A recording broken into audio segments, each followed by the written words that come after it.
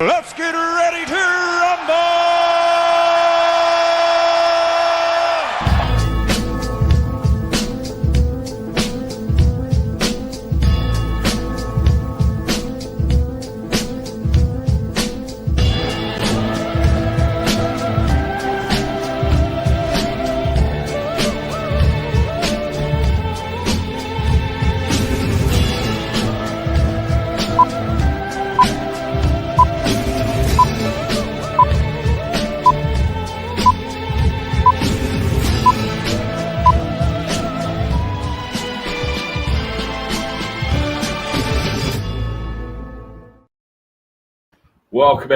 Welcome everybody. I'm your boy Nick, aka Alfred from Batman. Apparently, I don't know why, because I don't sound anything like Michael Caine. But hey ho, who knows?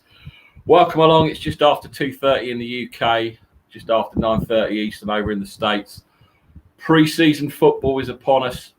Grudge match today. 49ers taking on the Kansas City chokehold specialists, as it says in the title.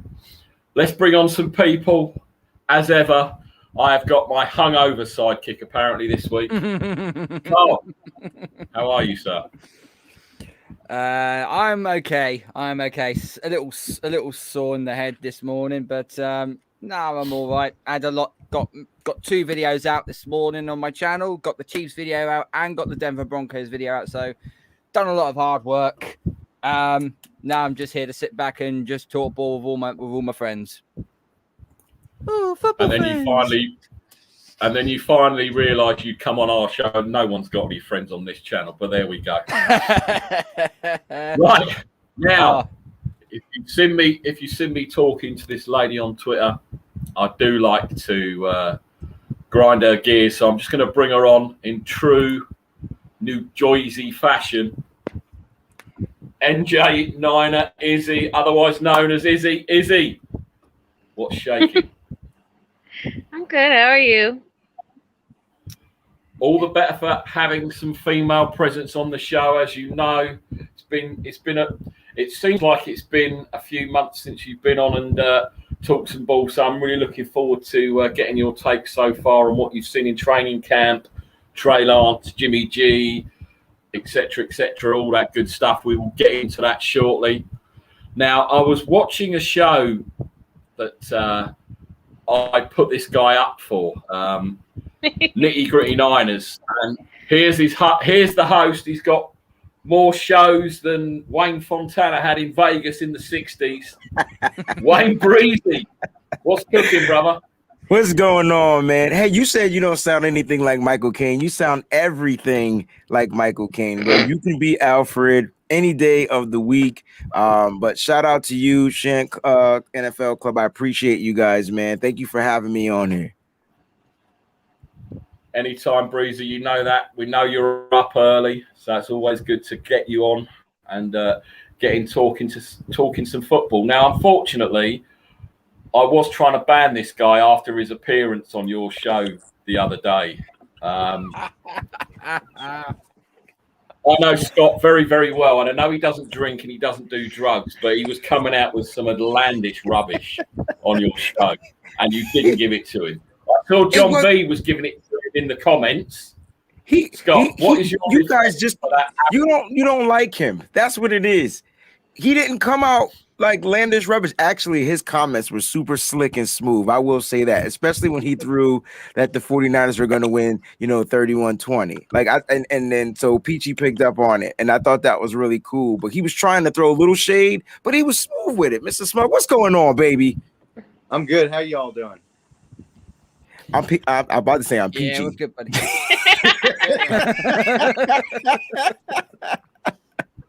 Yeah, no, I How's your week been? Show, man. Have you been well? I was checking it out, and I went back and looked at some of your other episodes, and that's really well done, man. You put that together and do a nice job, man. Appreciate you, brother. Appreciate you. Nick, I also like the nothing but Niners shirt you're wearing. Someone actually asked me about this earlier. What did MD Niners mean? It was an old boy in the store. He was about 85. And when I told him what it was, he just laughed and walked off. I don't think he got it, but hey ho. Yeah, Wayne, if you haven't checked out Wayne's Nitty Gritty Niners, skip the last episode because Scott lowers the tone after about an hour and a half. But the first hour and a half were very, very good, and then Scott comes on and just goes wrong. Anyway, talking of the last show, Nitty Gritty Niners, I've got to bring on my man John V, who was flowing some absolute flamethrowers at Scott while he was talking. John, what's happening, fam? How you guys doing, man? John, baby, what's going? See how deep his voice is right now? That's that East Coast as early as a mother, dude. Comment, right? Like, I'm not even a third of the way in my coffee, man. Every Saturday, Breezy, this is where you can find us. I go at Scott. Nick just sets up, man. He sets me up, man. Scott, good to see you, brother. Look at you out there. Where you at, Montana? What's going on? No, I was having a hard time getting internet in my house earlier, so I had to come out here on the deck. So you're stealing it from the neighbor. I like it. Right. Yep. Yeah. No, the it's not Wi-Fi. What do they call that? The cell tower internet, whatever they call that, the LTE or something. Out here in the sticks, bro. Some days are better than others. So I had to come out in the great outdoors here today. Izzy, what's good? Good to see you. Carl, how you hanging in there, man? I'm better. I'm better. Let's just say that. Just kept myself busy this morning. With my 2 shows I've done in the week. So yeah. I know. I watched one this morning a little while I was having my coffee.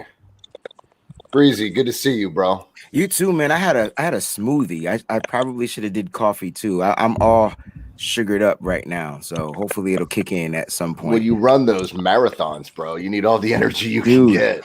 Yeah, but then I'll be like dead legs. I'll be having tired legs. We heard that before, right? Mike's trying to get you on the show at 2:30 in the morning. Oh man. So what we talking about today, fellas? I'm excited, man. It's game day. It is now. Let's go.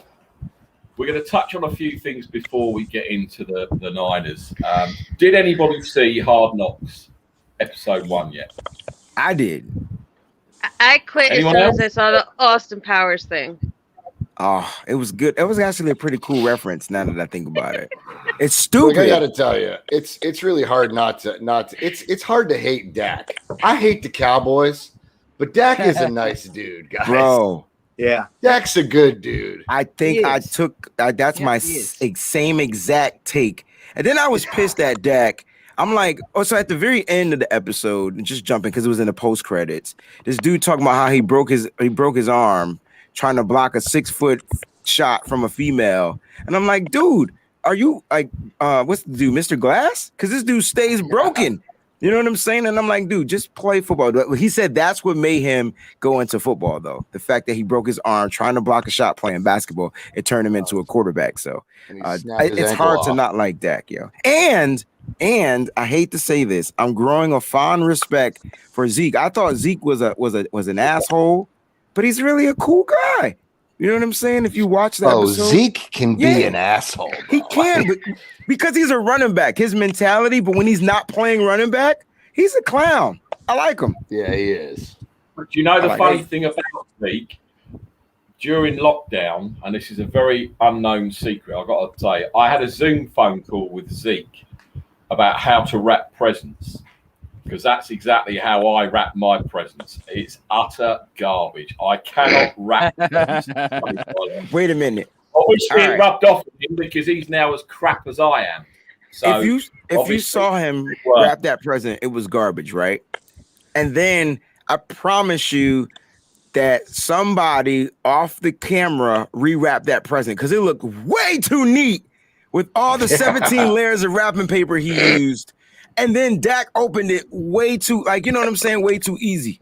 And so I think someone else wrapped that gift after. Yeah, I mean, they had to. Yeah. I'm with all of you that have seen it about Dak Prescott. I mean, seeing that injury and how he tried to get his leg back the right way, or his ankle, so he could at least go off under his own power and all that. I mean, And that's the thing. Like, if that was a British show, they wouldn't show the leg the wrong way round. You just don't see that. But for some reason, Americans love all that. And it was like 4 times you saw him go down and his leg and his ankle all buckled. But you'd never see that in England, and it's really strange. And I don't know why you have a fascination for that kind of thing in America. It's part of the game, man. Yeah, it was. It's like watching the gladiators back in Rome, man. You want to see cuts and arms come off, and and I'm sure they didn't watch it on TV back then because I don't think there was a television. But like in today's American society, like we want to see that. But here's the thing, though, they try not to show it, though, Nick.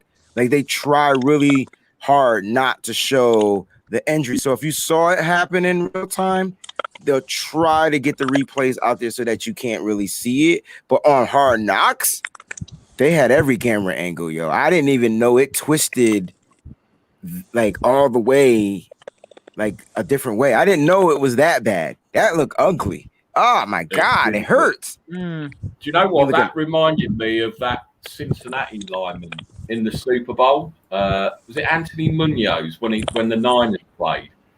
And he had virtually the same injury, I think. Oh my gosh, all that. If I remember rightly, they played that on replay about 15 times while the 4 guys laid out.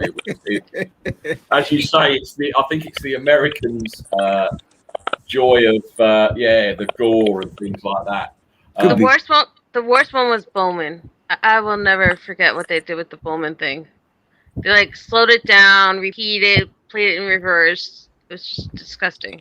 Well, they had to because they pissed me off. Well, they had to do that because they called it a not interception, and so they had to keep going backwards. So unfortunately, we had to watch the injury over and over again, and it was clear interception, right? Like that, isn't that what we saw? He held it for over 2 minutes. They even had like a clock up, and somehow still it was Seattle. They called it an incomplete pass. Yes, they did, and so I think they were trying to show the injury though, Melissa, but just not trying to show the injury. They were using is this a interception scapegoat, but they did replay that, and that was nasty. Oh man, it's tough. Listen, I'm a basketball fan, and I had to watch Gordon Hayward's injury, and I don't think I seen anything more nastier than that, and that was disgusting. Or remember that college player, and the bone actually came out, like, and they showed it from Florida. I don't know if it was from Florida. I want to say it was one of those teams that wear red. So Louisville sounds familiar, but I don't think it was Florida. That was Louisville. That was like in the NCAA tournament. That might have been. It was disgusting, and I was like, they showed it. When he came down, he landed, and his leg just completely shattered. You want to talk about gross and gruesome? Did anybody watch that? What was it called? Project 11 on ESPN. They did about Alex Smith. Oh yeah. Did anybody watch that? No. Yeah, I remember that. No. Yeah. Oh God. They showed a picture, and it was just his shin bone with like after one of the surgeries or a couple of the surgeries, and it was like no muscle. It was just the shin. Like, oh man, it's incredible that they were able to save his leg, man. What that guy went through to actually come back and just step foot, even if you just would have stepped foot in training camp and thrown one pass in a practice, but to come back and actually play in an NFL game after what that guy went through, that may be the most remarkable, most amazing thing I've seen in sports in my lifetime, honestly. He's definitely a gladiator, bro.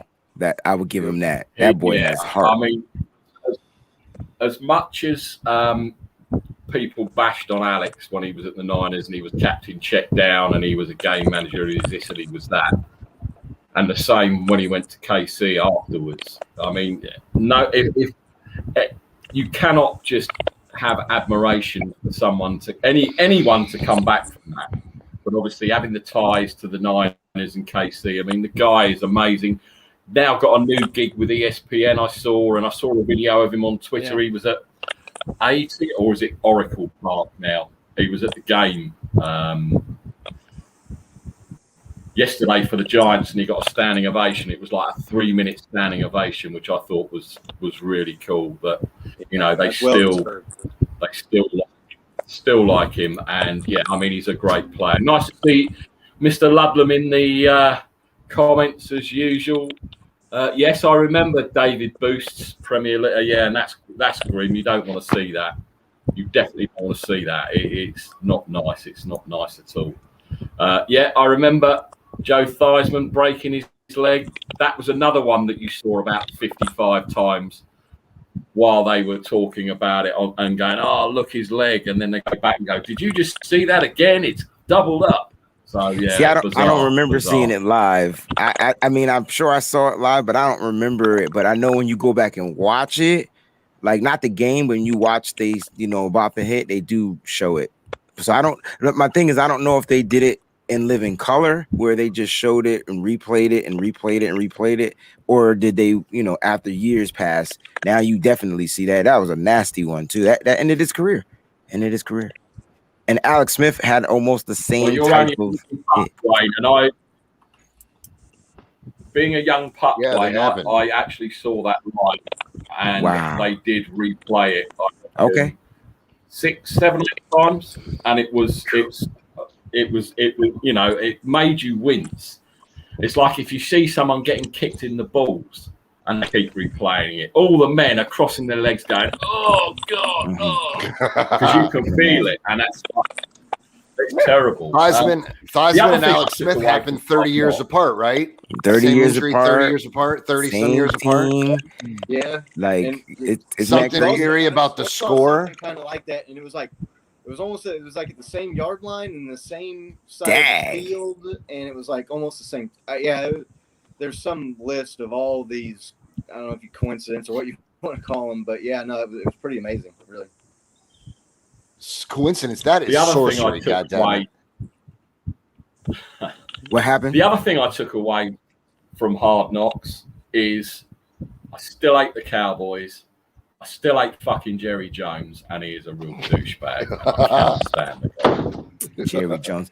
Dude tried to... I don't like Dallas, and I don't like him. Jerry Jones tried to get sentimental. He had some little fake crocodile tears or whatever. The one thing I got from Jerry Jones is that he's old as dirt, right? He's getting older. And I'm not sure how much longer he's going to last. But Jerry Jones is going to do his best to buy the Cowboys into the playoffs this year. Like I'm telling you, like he's going to do anything in his power to get his team competing. The only, I would say, one of the positives that I got from watching the Cowboys, and we're not playing them this year, so I don't mind talking about some of their positivity, but that Micah Parsons kid, he's going to be a problem in the NFL. He's got some juice on him. He's all juice right now. Once he lets the game slow down and learn how to play, if it's the hybrid linebacker or whatever, he's going to be a problem. He was like in on every play. You had what is his name? Vander Esch telling him like every play is not your play. Like, and I'm like, you don't even play Vander Esch. You like injured every year. Let this boy go out there and ball. But like he's going to be a problem for the Cowboys. I don't know about their secondary. Don't really care. All I know is that kid might have been the steal of the draft last year, and no one saw them going. Everybody had Cowboys getting a cornerback last year. And the other thing, talking about Jerry Jones and him crying, he's had so much shit done to his face. I'm surprised he could even crunch his eyes up to cry. He's like a walking Botox fucking explosion or something. I don't know. I just don't like him. He gives me the creeps. If he was my uncle, I would never want to meet him on my own. Let's put it that way, because he's too creepy. What killed me about Jerry Jones was it during what has been happening when he was out there on that yacht because the Rona had just started or whatever it was, and this dude's out on his yacht like anchored out in the ocean somewhere, and I was just like, damn, that must be nice. Like, this pandemic is hitting and we got this unknown virus, and this dude's like, I'm just gonna go hop on my yacht and go anchor out off the coast here in the ocean away from everybody somewhere. Hey, he said it, man. Next level rich. He said he said he can do just about anything he wants. The only thing he wants right now is another Super Bowl. So he got the money, man. He can have all the money in the world. He can do this, he can do that, but he can't make the Cowgirls win. And that's the most hilarious thing. And that proves money can't buy everything. I'm sorry, Jerry. Not in this decade. Not in this decade. It's because of Jerry Jones. and what Carmen policy. That's why the salary cap is what it is, man. If you go back to the 90s, the mid 90s, man, if you had money like baseball, you can get all the players on your team that you want, and then all of a sudden the cap hit. And then we lost Deion Sanders to the Cowboys, and then the 49ers' reign was over ever since. So that's why I'm really bitter at Jerry Jones. I think it's more like, he finagled the cap one more season than what I thought he should. And now the cap is here, and now we can't get all the good players on the team at the same time. Definitely. And it's nice to see we've got Scott's burner account in here. I didn't see him typing away on his phone to get his comment in here. My homie, the GOAT, the Cowboys are the new Chargers. Every year is their year until they actually start playing football. Scott, That's you are harsh. The expert. That's harsh. Texting under the desk. Chargers have gone through enough in their fucking history without now being Thing is, portrayed with the as Chargers, the Cowboys. With the Chargers, you're just waiting to hear of 2 serious injuries in either pre-season or training camp, because that happens to them every year. Derwin James last year went out, didn't he, and missed the whole season. They're weird. I know most of their secondary had gone within the first month. Most of their secondary had gone. Most teams have injuries, right? But the injury bug seems to really hit home in Chargers land. Carl, we didn't really touch on the Patriots, and you didn't touch on my little comment I made about when you were talking about you being hungover and why I said you were drinking. What's been going on? Obviously, I know, and I haven't watched the preseason game that the Patriots were in because it's not got the highlights up yet on Game Pass, and I can't watch 2 hours of a preseason game unless it's the 49ers, obviously. So what's been happening over in Foxborough? What was I assume you watched the game, etc. What were your opinions on what you saw?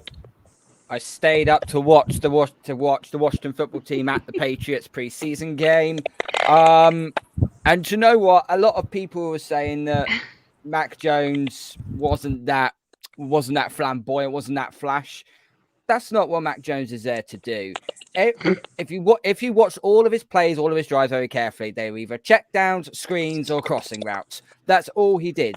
He threw 2 good deep balls, one to Gunnar Olszewski, which he threw a yard further out than what he should have done. And the other one was to Christian Wilkinson in the end zone, which was on the money, and Wilkinson let it go through his fingers. But Jones, he threw 13 of 19. One series, he went 8 for 9. Now, all Cam Newton did in his series, he was just trying to fizz the ball down the field. But Mac Jones took a sort of Tom Brady approach to it, death by 1,000 cuts. And there's a stat here which is very, very misleading, but I'm going to say it anyway. Average yards per pass. Cam Newton, 0.3. Mac Jones, 7. Mac Jones was trying to average 7 yards a pass each and every time he threw the ball.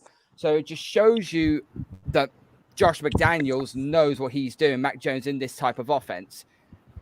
When Cam Newton came onto the field, when he started, he made some good throws, but once again, still decision-making has always been his issue, as well as his accuracy. And someone really got on my nerve when they said Cam Newton was just shit, get him out. This was the play which Chase Young, who is a transcendent talent, by the way, completely ate Isaiah Wynn up and then took Cam Newton down for an incompletion. That was not Cam Newton's fault. That was Isaiah Wynn not doing his job. So I'm just ending it right there. But there were some other good players as well. Matt Judon, who we signed, he is a firecracker off the edge, and we're going to absolutely love him throughout this entire season. I'm really looking forward to seeing him play. The running back depth, oh my fucking goodness. I thought Damian Harris and Sony Michel, they had their good days as well. JJ Taylor, he's only 5'6", a little Dion Lewis type of player, but he put in a good shift. So too did James White. But Ramondre Stevenson, has anybody seen that 91-yard rushing touchdown he had? Just fucking beat the linebacker off the right side, beat the final tackle, and he was just gone for days. I thought, whoa, where did this come from? There were some good defensive displays. Jawan Williams as well. 2 pass breakups and the interception he had as well. But what came apparent was you had JC Jackson as your number 1 corner, and that's really about it. Jalen Mills got burned twice by Terry McLaurin, and that's a bad sign to start with. So at safety depth, we're good. At corner, we need Stephon Gilmore to sign with us pretty ASAP because it's getting a little bit worrying. But the one other player I will add to this was our undrafted rookie kicker, Quinn Norden, who at the time before the Patriots signed him, he was looking for jobs on LinkedIn, and he was also contemplating on going to the military. So the Patriots signed him up. He has been their backup kicker behind Nick Folk throughout minicamp and throughout training camp. But Nick Folk's gone down injured. So he took his spot in preseason week 1, and he nailed all 3 of his field goals. He nailed a 35, a 40, and a 50-yarder. And it weren't like some rookie kicks where the ball just kind of squeezes past the uprights. They were all smack bang down the middle. So we've got ourselves some good depth there. But overall, it was a good performance. And Mac Jones, I like what I saw of Mac Jones. Wasn't flashy, but he was very efficient. He'd done what he was supposed to do. Nice. Yeah, it sounds like you've got some bright players in there. Another comment from Nick. And I did see the highlights of this game and Nick Mullins. The only 2 things they showed of Nick Mullins was throwing 2 shitty interceptions. And people wanted this guy to start for the Niners this year if they hadn't have drafted a QB. Ridiculous. I know it's only preseason. And he was probably running against maybe the 3rd scout defense, maybe even the 4th. Who knows? They might not have a job in the NFL next week. But yeah, I agree. The 2 highlights that I saw of Nick Mullins were ugly. I'm really interested in kickers, actually, Carl, because would you say that and punter is the easiest job in the NFL from an overall perspective of training camp? All you're doing is kicking the ball. That's all you're doing. You're not doing any, you're not having to tackle, you're not having to do this, you're not having to do that. I know obviously the pay grade reflects that, but I've always wondered what the kickers do when everyone's like kicking the shit out of each other in the trenches, or 7-on-7s or 11-on-11. You never ever see the kickers practicing, and I'd love a job like that. I would divert this question to Pat McAfee, but unfortunately we didn't get him on for this show. Everyone turns around and say a kicker or a punter is one of the easiest jobs in the world.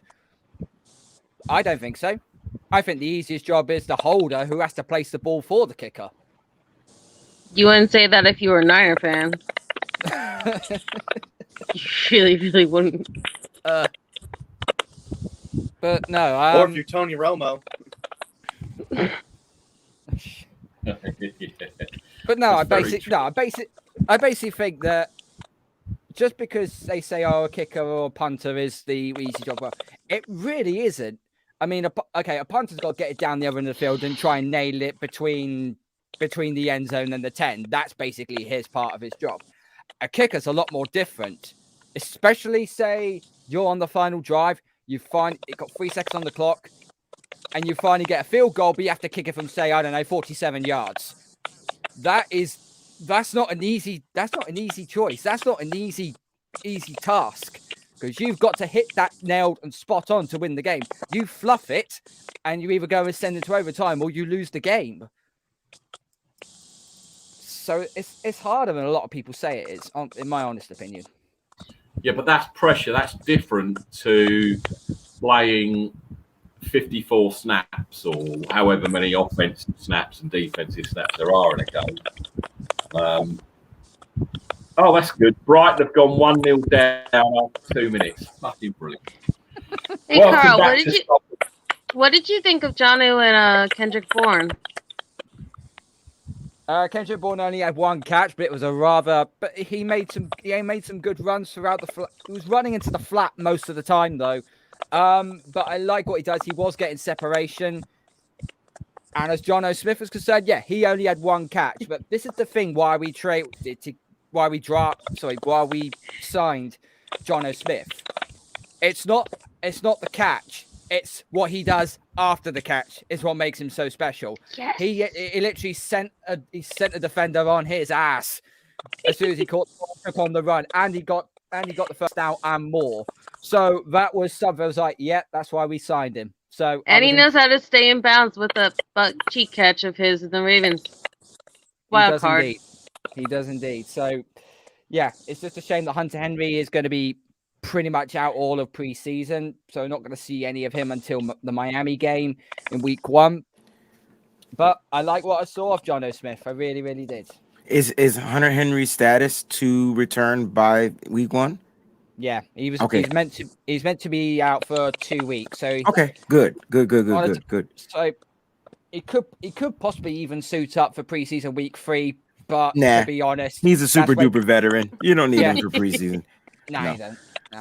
I hate talking about players and their injuries. I don't like players. I don't like talking about injuries, period. I don't want anybody to be injured, but Hunter Henry was a big key signing, one of the big key tight end signs for the New England Patriots, and I really can't wait to see how Josh McDaniels utilizes him in the system with the double tight ends again. Like, you got 2 good guys. You got the guy from Tennessee, and then you got this kid, so it should be pretty cool.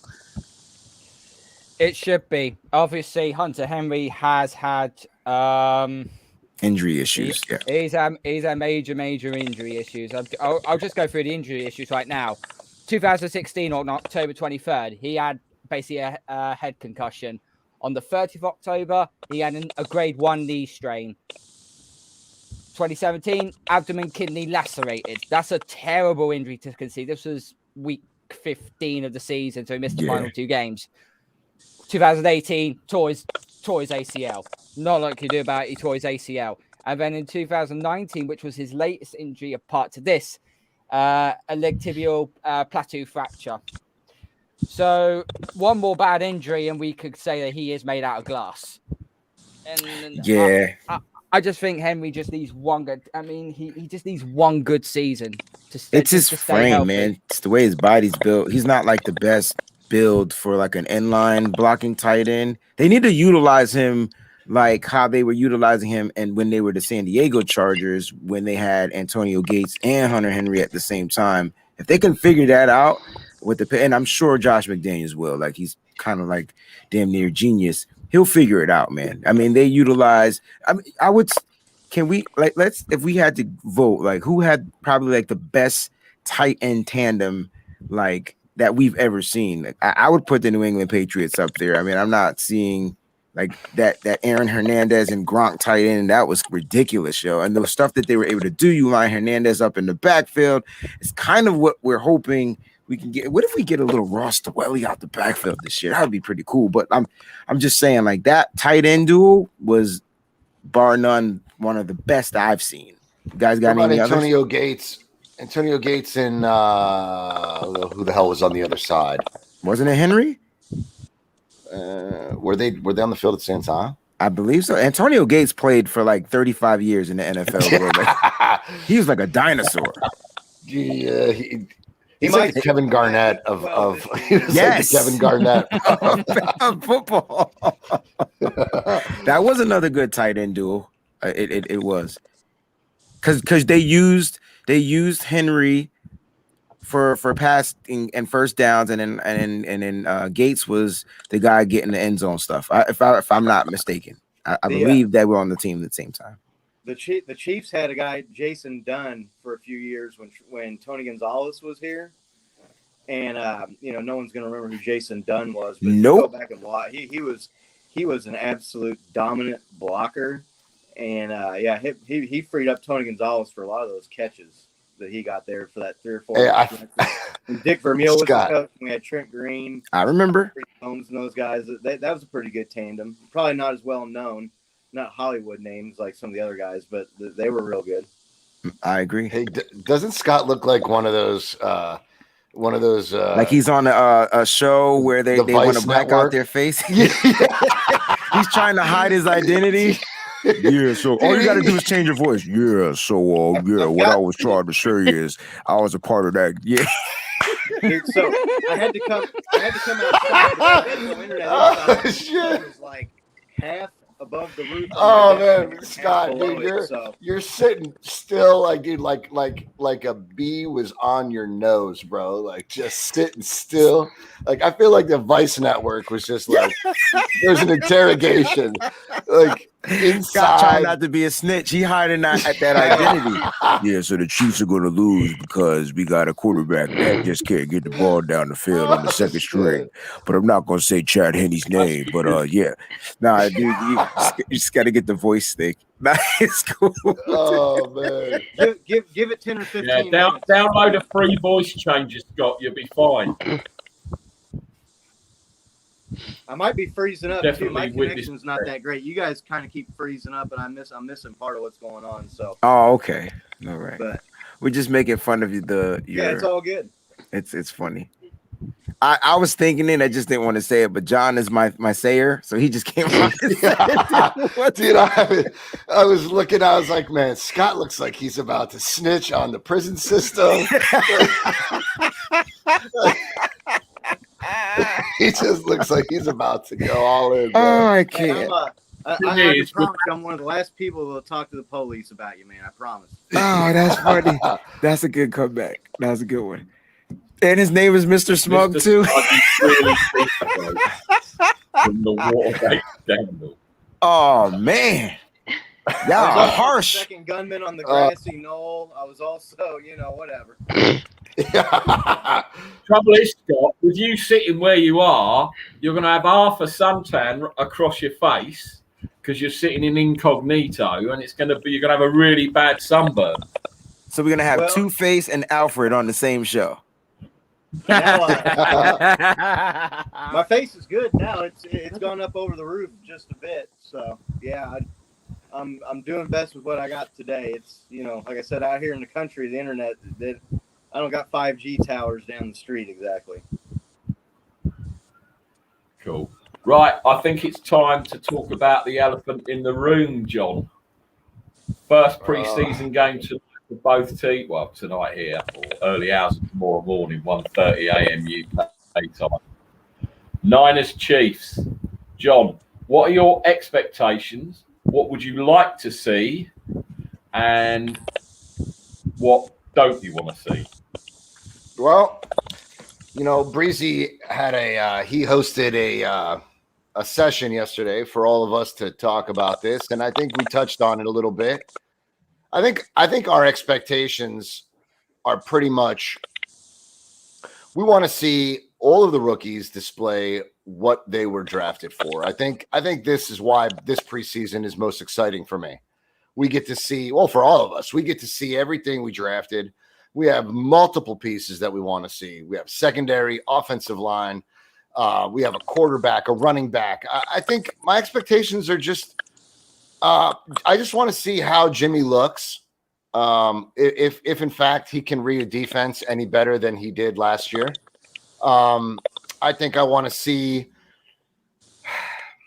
Breezy talk me into the deep ball.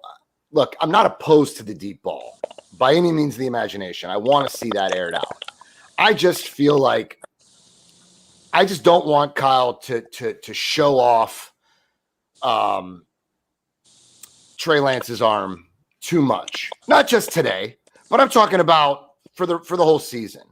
I want to see more mobility. I want to see. I expect to see Trey put the defense on their heels, man. I want to see him. I want to see him tear them up the way he was tearing us up in camp. And I guess I expect to see some secondary play out of the young, out of Hufanga, out of Ambry Thomas. Do we know if Dix is going to play, Breezy?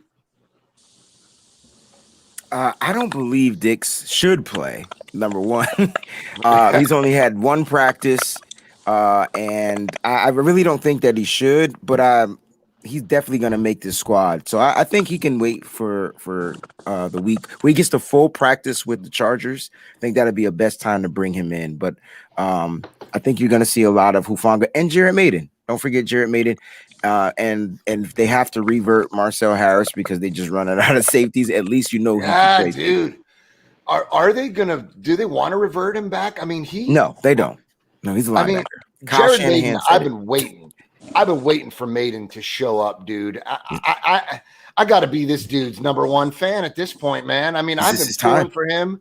This is it. I just want to see. I just want to see if he can really live up to his. He had an interview with Rombo, and he was like, "Look, I can play anywhere. I can play. I can do it all." And I just want to see it. I just want to see it.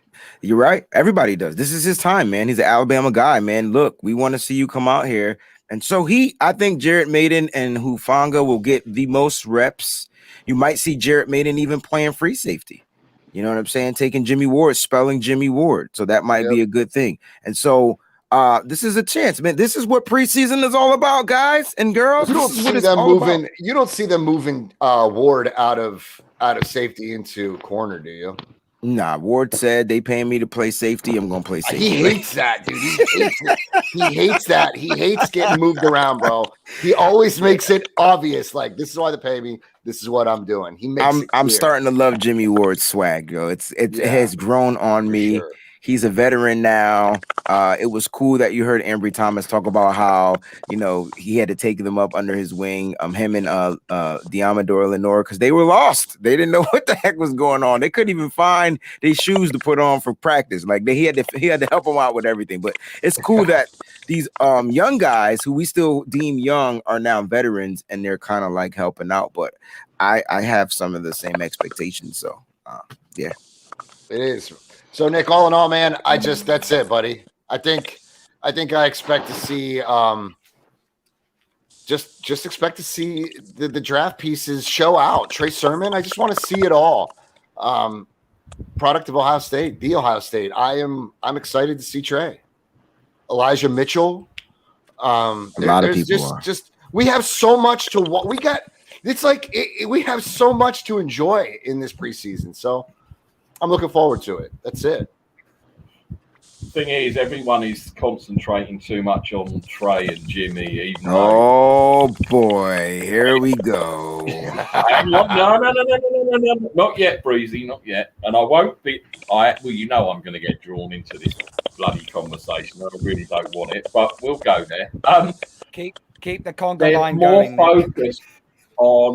They're more focused on those two players, and as John said, there's so much to see out of this team in these 3 games. It shouldn't. Yeah, everyone wants to see Trey go in and light it up, etc., etc., etc. But people need to just temper the expectations on all of these rookies, all of them, not just him, all of them. And if someone makes a fuck up, don't jump on their back. It's pre-season. This is where mistakes can be made, the same as in training camp. You know, a few handoffs that are fumbled or passes that are dropped or interceptions aren't made. Let's not. Well, they are going to. Everyone knows if Trey goes in there tonight and stinks, everyone is going to be giving him shit. So if Jimmy goes in there for 1 series and throws 4 picks, everyone is going to be, you know, and as they should be, though. But it's pre-season, Wayne, and this is where Jimmy is a veteran. Hold up. No, I'm not talking about Jimmy. I'm not talking about Jimmy. Said Jimmy. I'm talking in general. If there are fuck-ups, not to jump on people, because I'm a Jimmy G fan, right? I want Trey in the future, right? Okay. But if Trey goes out there tonight and doesn't perform, I'm not going to be on his ass, and I'm not going to be. I told you so. I know. Rookies are going to make mistakes in preseason. That's exactly. That's just the be all and end all. Okay. Trey Lance has got time to mold. Mac Jones has got time to mold. The 2 quarterbacks right now who don't have time to mold are Trevor Lawrence and Zach Wilson. If they fuck up, then that franchise is set back another 2-3 years. But you still got to give them time to get acquainted to the speed of the NFL. But I do agree with you. But I want to go back into other people that don't have time to mold. Jimmy Garoppolo doesn't have time to mold. Man, I think our expectations are different. I think I think from a team's perspective, I expect us to win, just like I expect Mr. Smug. He expects his team to win, right? Just like you would expect your Patriots to win. And I think that expectation we can kind of like throw out because we already know that's the given, right? But you have to have individual expectations. I do overall expect all the 49ers players coming out of this brass to execute. And here's the thing, though, Nick. What you got to understand is I understand exactly where you're coming from, and I agree with you almost about 98%, right? You're 98% correct, but fans are going to be fans, and you got to let them be fans. Number two, there's 5 players that's going to be cut on by Tuesday. I don't know if you know that, but we have to knock the roster size down from 90 to 85 by Tuesday. So 5 players are going to get cut, Nick. So these players are going in with the weight on their shoulders saying, I can't mess up. I better put my best game on film, so I can remain as a person on this, roster so far, and B, I'm putting out good tape just in case I get cut and I can get picked up by another team. So the pressure is on. The heat is on. This is not practice.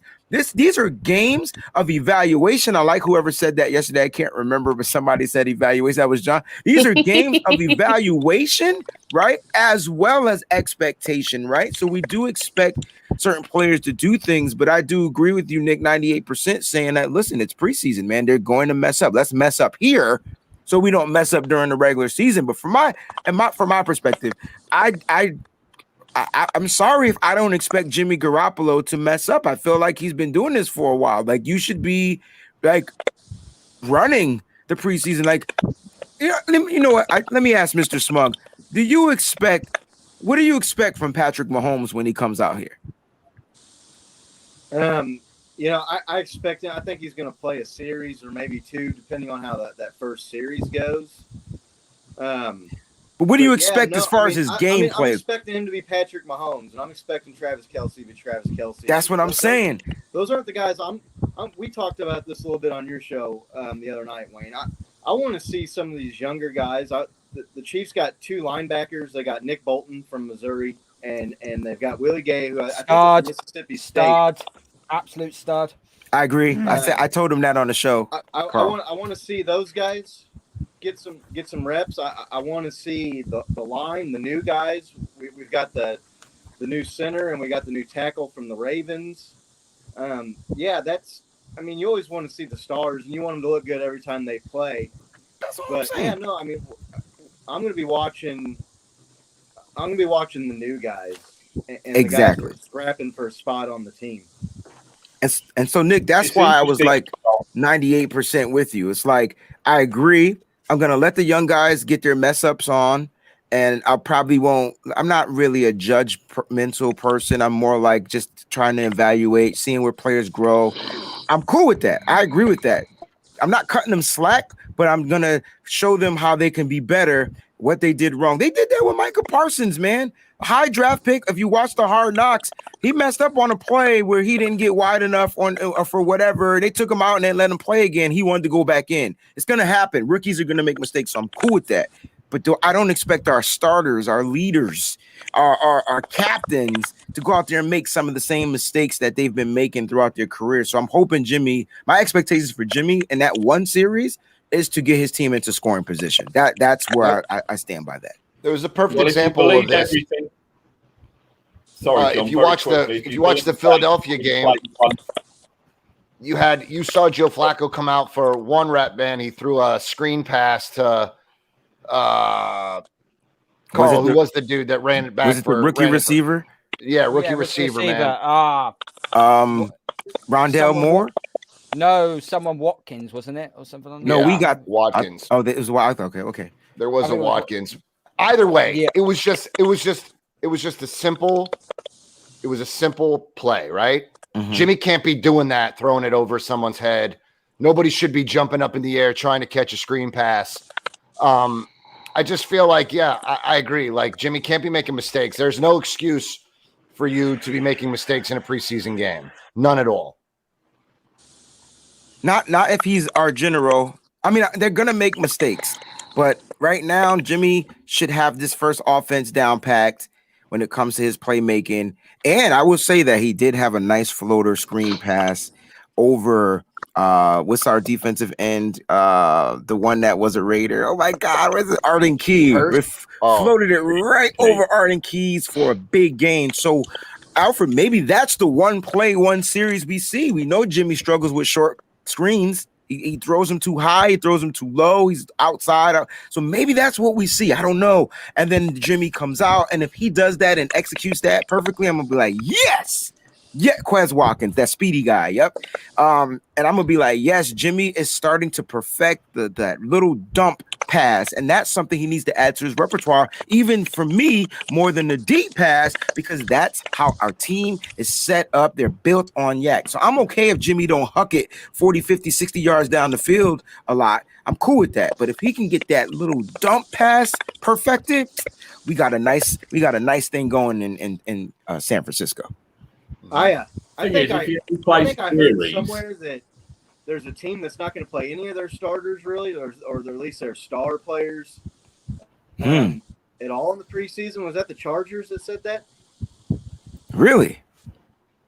Well, I can't wait to play them suckers next week. Or something earlier this week. And I want to say I heard that they said that they weren't going to play Justin Herbert or Austin Eckler or any of these guys at all. Yeah. But is Jimmy really the one that has the most pressure? I mean, for me, it would be Mike McGlinchey because everyone's going to be watching him like a hawk after last year. I think during the regular season, Melissa, yeah.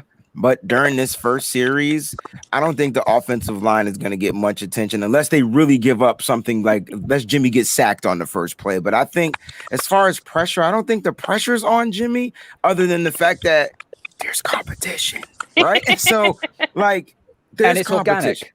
Yeah, it's organic competition. That's what I'm saying. That's it. That's all I've been saying from day one when Kyle says there's no competition. No, Kyle, there's no competition in your mind, but it's out there. Jimmy's competing. Trey is trying to get acquainted to the playbook and the system. There's competition, and it's organic. I like that word, Carl. So I want to hear what Nico had to say because this is not an attack on Jimmy. I'm expecting Jimmy to play well. Is that wrong for me to expect him to play well? No. Okay. Just want to what I will say is if Jimmy goes in there and Carl calls 3 run plays and he's only playing a series and the running back doesn't get the 10 yards, then that's going to be Jimmy's fault because he fucked up the handoff. Bullshit. Sorry. No. And if any fan, no. You're talking about Jimmy haters. We don't hate. There's no Jimmy hate like that.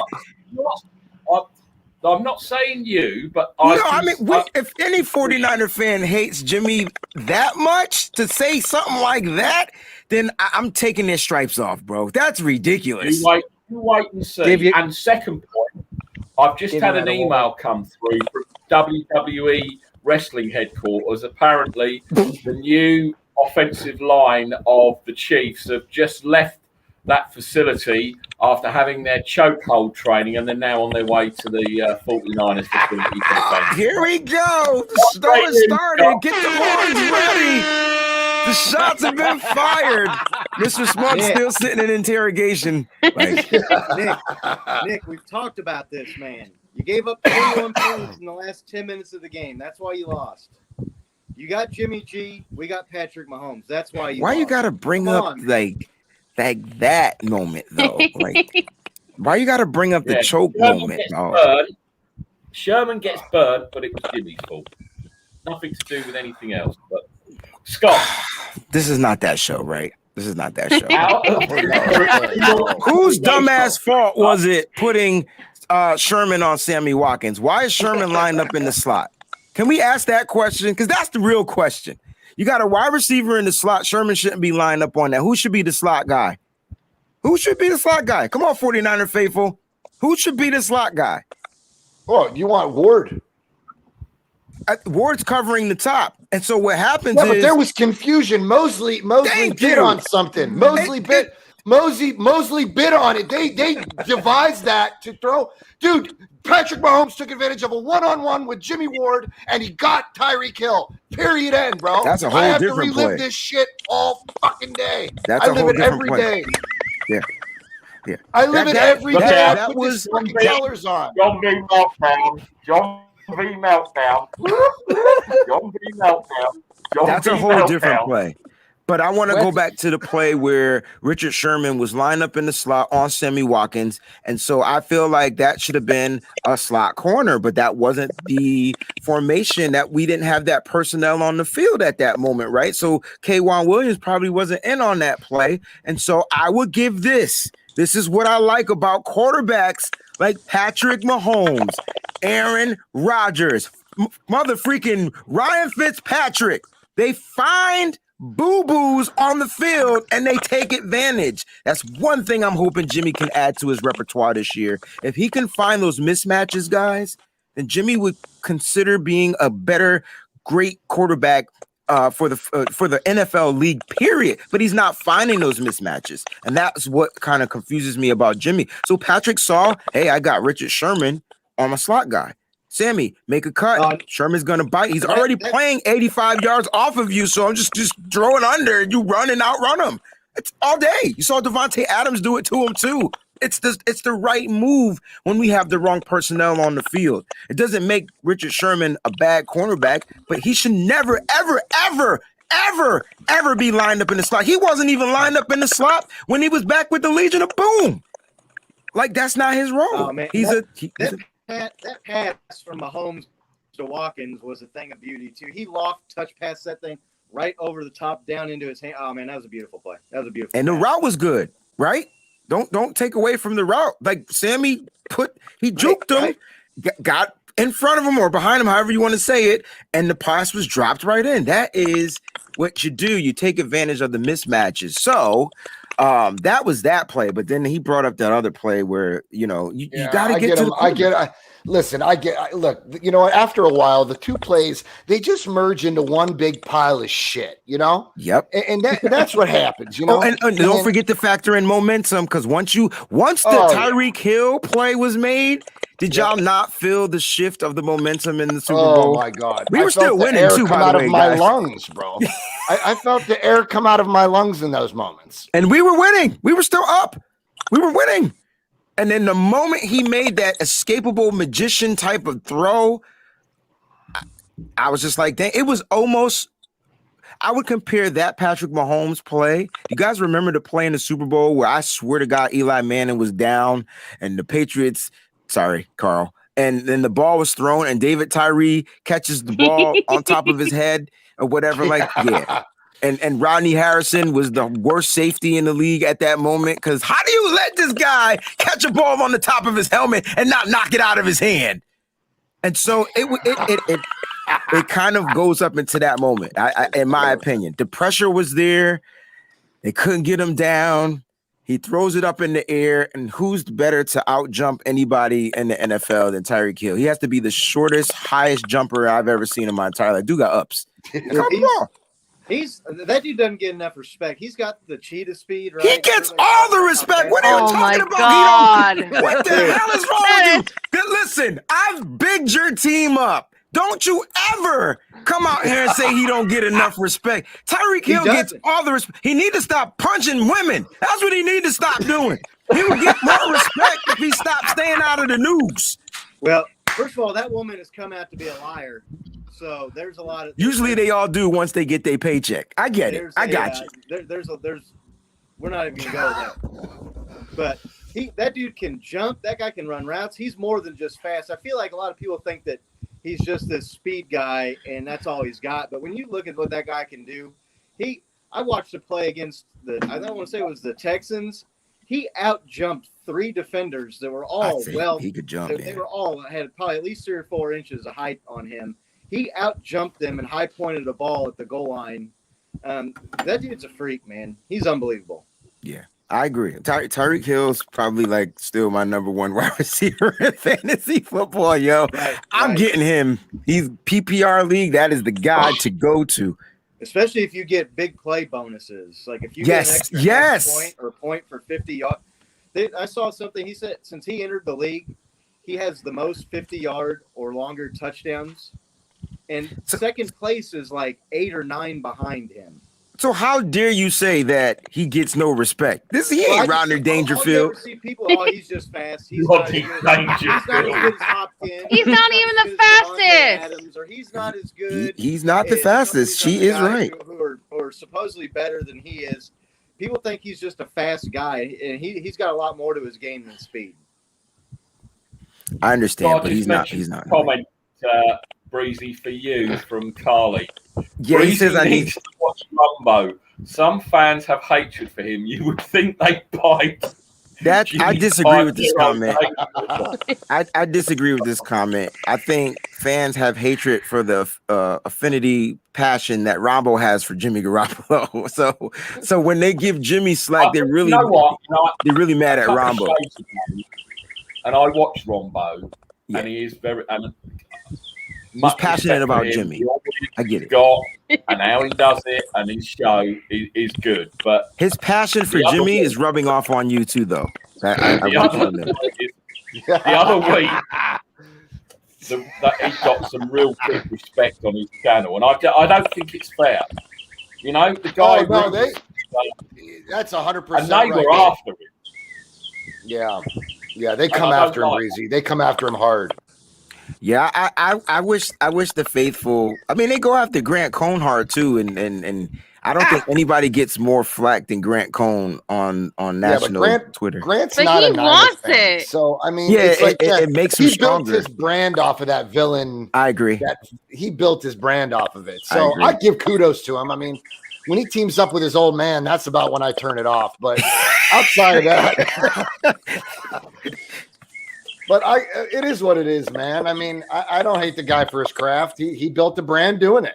Yeah, Rambo's doing this thing, man. This is not. I'm not taking any shots. That's my brother, man. Shout out to Rambo. He is one of the reasons why I remember when he first started doing it. And I was on his show before it really like blew up and stuff like that. And he had me on there. When I talk about, you want to talk about passionate 49er fans, he's that. Sometimes I just feel like, you know, as much as I like Jimmy, he has deficiencies. And so it's not fair that we always big up the big things, the good things, but we got to talk about his deficiencies and why defenses may have figured him out. That's what defensive coordinators get paid to do. Without a doubt. Yeah, they get paid millions of dollars for deficiencies. Breezy, I think his deficiencies though have been more than they have been brought to light a lot more than his positives since. Well, usually that happens, right? Like that's how it works. I mean, like if most of the time, yeah. I mean, but that's life, though. Like we focus on our mess ups more to become so that we can fix them. That we want to know. It's constructive criticism, guys, right? And some people just don't say it well or show it well. They just give it to you blunt. And I think some people don't understand or get upset when it comes out blunt and raw.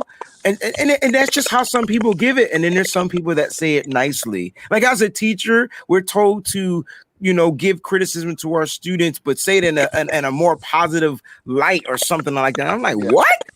That sucked. Do it again. This is what I would do. I would try this. Like, tell it to them like it is, but no, you don't want to hurt people's feelings and emotions get attached and stuff like that. And so I think when it comes to talking about Jimmy's deficiencies, a lot of fans get a little like, you know, they get a little emotional with it. But Jimmy, he has to do some things better. And he's had an offseason. He's coming off an injury. So my expectations for Jimmy is to be the starting quarterback for the 49ers and light the league on fire. That is not a bad expectation. I feel like that's what he should be wanting to do. Why? Because he's getting fire lit in his ass right now because there's a rookie that's ready to that wants to play and is ready to play in his mind. I'm not saying that he's physically ready to go out there and run Kyle Shanahan's system, but in Trey Lance's mind, you can tell he's ready to get out there. He wants to play football. So I want Jimmy to be ready just as much and go out there and show the world that he can still be a starting quarterback for the 49ers. That's all. That's all I'm asking him to do.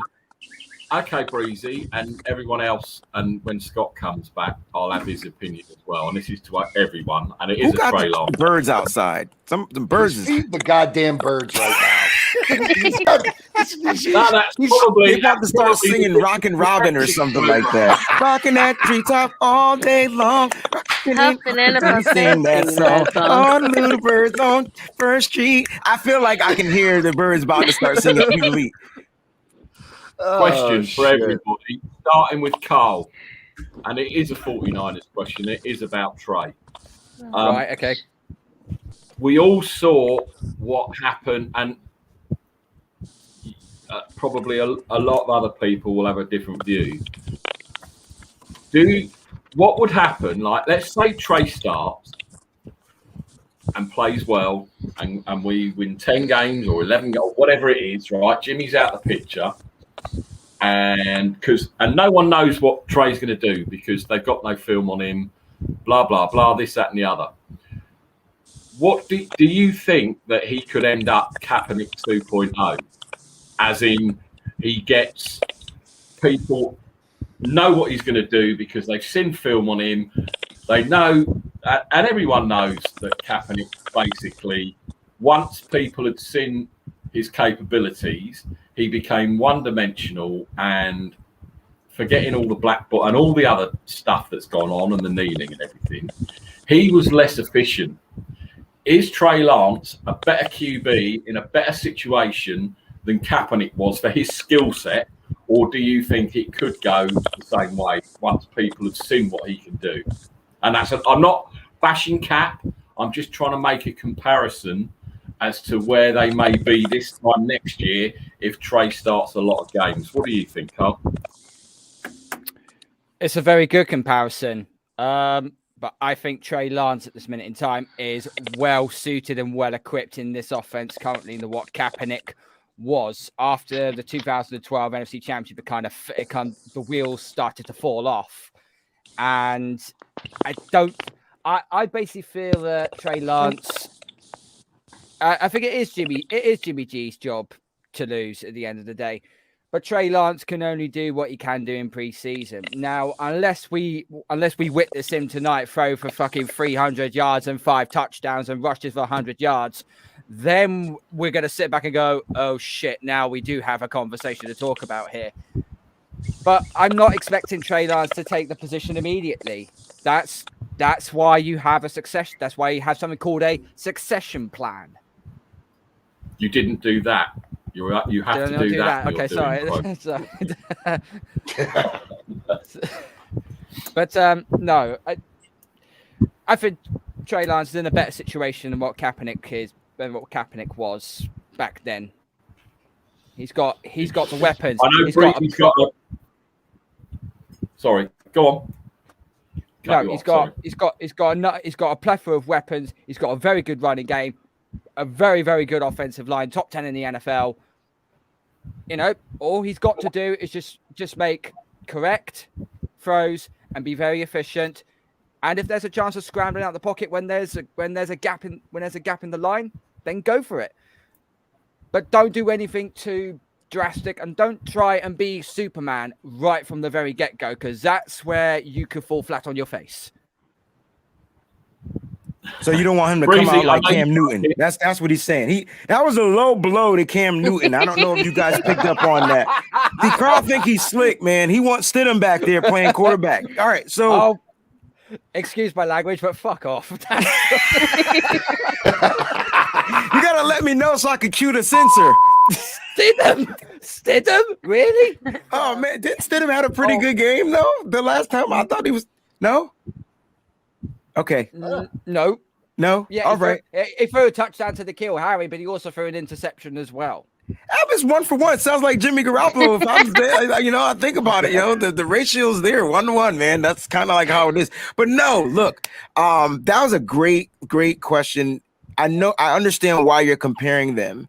Actually, Kaepernick coming out of college had really good high praise, and if it wasn't for the injury, like, we probably wouldn't have seen him, and he would have got a chance to develop a little bit more. Kaepernick coming out of college needed a lot more work. He was only able to read, like, he was really that RPO guy though, like read the end, pull it, run. If the end crashes, if the end doesn't crash, blah blah, do your thing. You know what I'm saying? So it was one of those things. Whereas Trey Lance though has a better IQ at football. Right, he's already running a pro style offense. He came out running that, and so because Kaepernick was a winner in college too, so I don't want to think he ran over the whole daggone Mountain League, whatever the league they was in. He had like over 10,000 rushing yards and 10,000 passing yards. Like, Kaepernick was eating it up, and so it was a good draft pick for Trent Baalke. I don't like saying his name, but the Trey Lance, he has a different thing, man. And so my man Manny put up there, he's like, either you have it or you don't. And I know we haven't seen Trey Lance, and this is where Nick comes across, and I love it because we haven't seen him perform yet. And that's why Nick says until we see him perform in a pro game on a whatever, then we shouldn't really, have our hopes up. Let's let it ride. And I sort of agree with it, but he has the it factor, man. And that's what differs him from him and Colin Kaepernick, right? So Kaepernick changed the game. He changed how defenses need to play. They need to play honest, right? They have to figure out how to play a quarterback like Cap, and defenses, I quote unquote figured it out. It's weird how they all of a sudden figured it out against Cap, but then they couldn't stop Lamar Jackson. That's bullshit. Or they can't stop Josh Allen all of a sudden. But now you're adding that threat of being able to read the defense, and that's what Trey Lance gives you. So he's like, hey man, if you're gonna try to not let me run or whatever, no problem. I'll just pick you apart and throw these passes. And so I think Trey Lance gives the 49ers that edge. Even if they had Cap in there, Cap had a good deep ball, but I mean, he wasn't hitting guys across the middle like that. Plus, that wasn't their style of offense either. They had the speedy guys on the out. You had Marquise Goodwin out there running all the way down the field and all that type of stuff. So that's what differentiates those two guys. But Trey Lance just has an it factor, guys. Like, not everybody has it.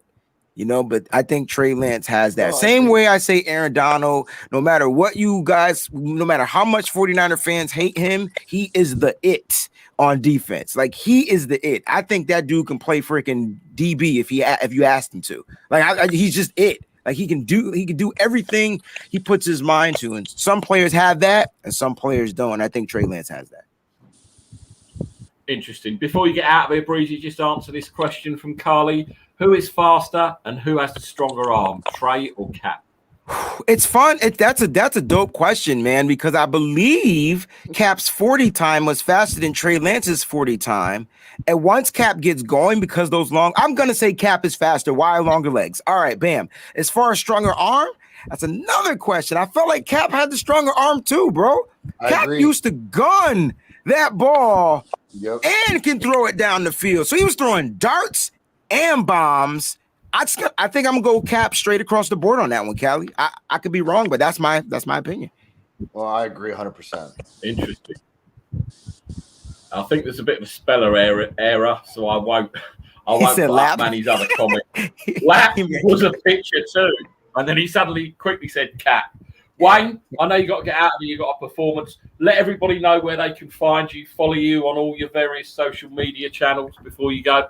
Cool. So what I decided to do was consolidate everything. So if you just follow Wayne Breezy, you'll get Nitty Gritty Niners. If you're a basketball fan, you'll get the Celtics Sea Green podcast. If you love music, you can find some music shots of me performing as well. And of course, we like to talk about pop culture on there, myself and Peachy and movies. So if you just go to Wayne Breezy on twitch.tv/Wayne Breezy or YouTube, just type in Wayne Breezy. Everything will pop up, man. And then you can kind of like pick exactly what it is you like to watch. So thank you so much for having me on the show, fam. Breezy. Yes. Put a sticker. Is that an Wayne iPad Breezy. Pro? This is just for you, bro. Hey, speaking of stickers, all bro. All of your outlets. Check this out. Speaking of stickers, if you go to designbyhumans.com/Wayne Breezy, whatever, you can get stickers. You can get Wayne Breezy stickers. Shout out to my new tees. I got some new joints coming in. So to everybody that's been purchasing the t-shirts, I truly appreciate it, man. Thank you so much for your support. Breezy's about to be doing this full time, y'all. My wife gave me the okay, so I'm about to put my teaching stuff in after this last year, man, and I'm gonna go full time with it. So I'm super happy. I'm super excited. Breaking news. Yeah. Breaking news. Breaking news. I didn't even say it on my own show. I love it. Exclusive, baby. Exclusive. Yeah. Yeah. Congratulations to my wife, Ricky. It's gonna be well done to your wife. Yeah. Because if it all goes south, which I know it won't, we can blame her, not you. Breezy, have a good day, son. Thank you very much. Appreciate you, brothers, and you, Melissa. Thank you. Let's go, Niners! There he goes, the resident hype man of probably 30 shows. As I said, he's got more content on YouTube than Wayne Newton had in Vegas in the 60s. He's everywhere. I'm sure he'll tweet out where you can get his T-shirts, or you can? Did anyone catch where he said you could get them? Yeah, it's I forget now. It's designed by. He only said it 2 minutes ago, and my Alzheimer's has kicked in, and I can't remember. Let alone two. I think it was designed by human, designsbyhumans.com. That's right. That's right. That was the stickers that he was talking about. I'll send a tweet to him and get him to put out the link, and then I'll retweet it, etc. Izzy.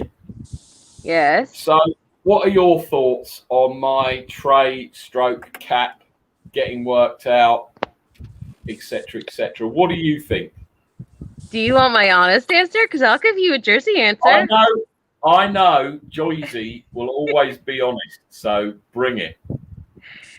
If you're gonna compare anyone right now in the league to Kaepernick, I compare Lamar Jackson to Kaepernick. Wow.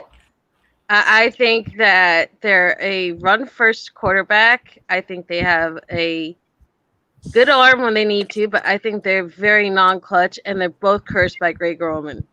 So if anyone's going to be compared to Kaepernick in this league right now, I would say it's Lamar Jackson. Excellent comparison. Okay, so what do you think then? If Trey starts, 13 games, wins 10, everyone's got film on him, as I was saying before. Does he have enough to continue to outfox defensive coordinators and head coaches going forward, or does he become like? But we have a quarterback right now that can't do anything because everyone has the film on him, and everyone knows what Jimmy's going to do. He's not a threat. No one's scared of him. Everyone knows that he'll end up throwing to a linebacker sooner or later. He's a turnover machine. He can't make the throws to the side. He can't do deep balls very often or well. I mean, you're comparing this young kid who hasn't even played one snap of one preseason game to Kaepernick, and the quarterback that has all the pressure and should be compared to Kaepernick is Jimmy, because Jimmy was found out, and Jimmy is the one that's under the pressure to maybe discover something to go to someplace else, because we're done with him. I mean, the Niners community doesn't want to say it, but it's true. We're done with him. Kyle's been done with him for over 2 years. We were done with him last year when it became a storyline that, George Kittle's fighting to come back onto the field, and Sherman and Jimmy were the ones that were sitting up in the box doodling in themselves. And it's just like, the only one that you should say that got found out and didn't have anything after being found out is Jimmy Garoppolo. It's not Trey Lance. So that kind of pisses me off hearing that. I was just asked, no, but I'm not, and you should be a politician in your next life because you totally dodged the question. Totally dodged the question. It's true, though. I don't see that for Trey Lance. I didn't watch Bison football, but for me, I don't see that happening. Listen, what I'm asking, after a year of having film, forget Jimmy. Jimmy's gone. Everybody knows, right? If they don't trade him by the trade deadline, he's gone next year. Even if he wins the Super Bowl, because all it's doing is bringing his value up, right? What I want to know is, after a year of seeing Trey Lance, will he be comparable to Kaepernick? That's it. No, because everyone says that he can actually read the field and he can actually throw and do the small plays and do the big plays. I just don't see it for Trey Lance. I think honestly, Izzy, I'm sorry. Look, here's the thing. Nick, you're asking if coordinators are going to figure out a quarterback. I mean, coordinators study quarterbacks every Sunday. I mean, they're going to try, and Shanahan is going to devise something to make his quarterbacks, less vulnerable to coordinators' schemes. I mean, look, nobody has seen the 49ers mobile since Cap. So They know that Trey Lance can throw the ball. They know he's intelligent. They know he can run. I mean, okay, so let's say he wins 10 games out of 13, right? Is that what you said? Okay.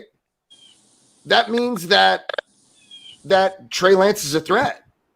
So how do you plan for any quarterback? I mean, every team is studying quarterbacks, and we're doing our homework too. I think it's a question that really, I don't really think there's an answer yet for that question. Okay, but Patrick Mahomes has been figured out, and Patrick Mahomes is so hard to take down, isn't he not? Absolutely. And so I mean, that's my point. Even if he gets figured out, I think Trey has enough smarts and quarterback knowledge and to be able to read the field that even if he gets found out, and I say that very sarcastically, I don't see him falling apart the way Cap did. But that's what I think you're right. Because I've not seen Lance in college. I haven't seen it. I've only seen bits on YouTube. Okay, so I don't know. You guys have watched college, all of you, even Carl. I've got no time for college football apart from maybe if I'm eating a sandwich at 6 o'clock in the evening because I don't know the players, I don't know the college. I really don't know anything about them. That's why I was asking, has Lance got more it factor than Kaepernick, and he can do so much like Mahomes that he won't get found out. That was what I was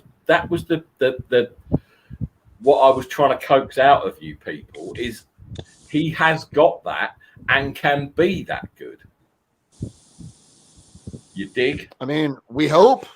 Yeah, we hope. We don't have an iota of tonight. Tonight will be our first glimpse. Every 49er fan will be glued to their TV watching Trey Lance take his first snap.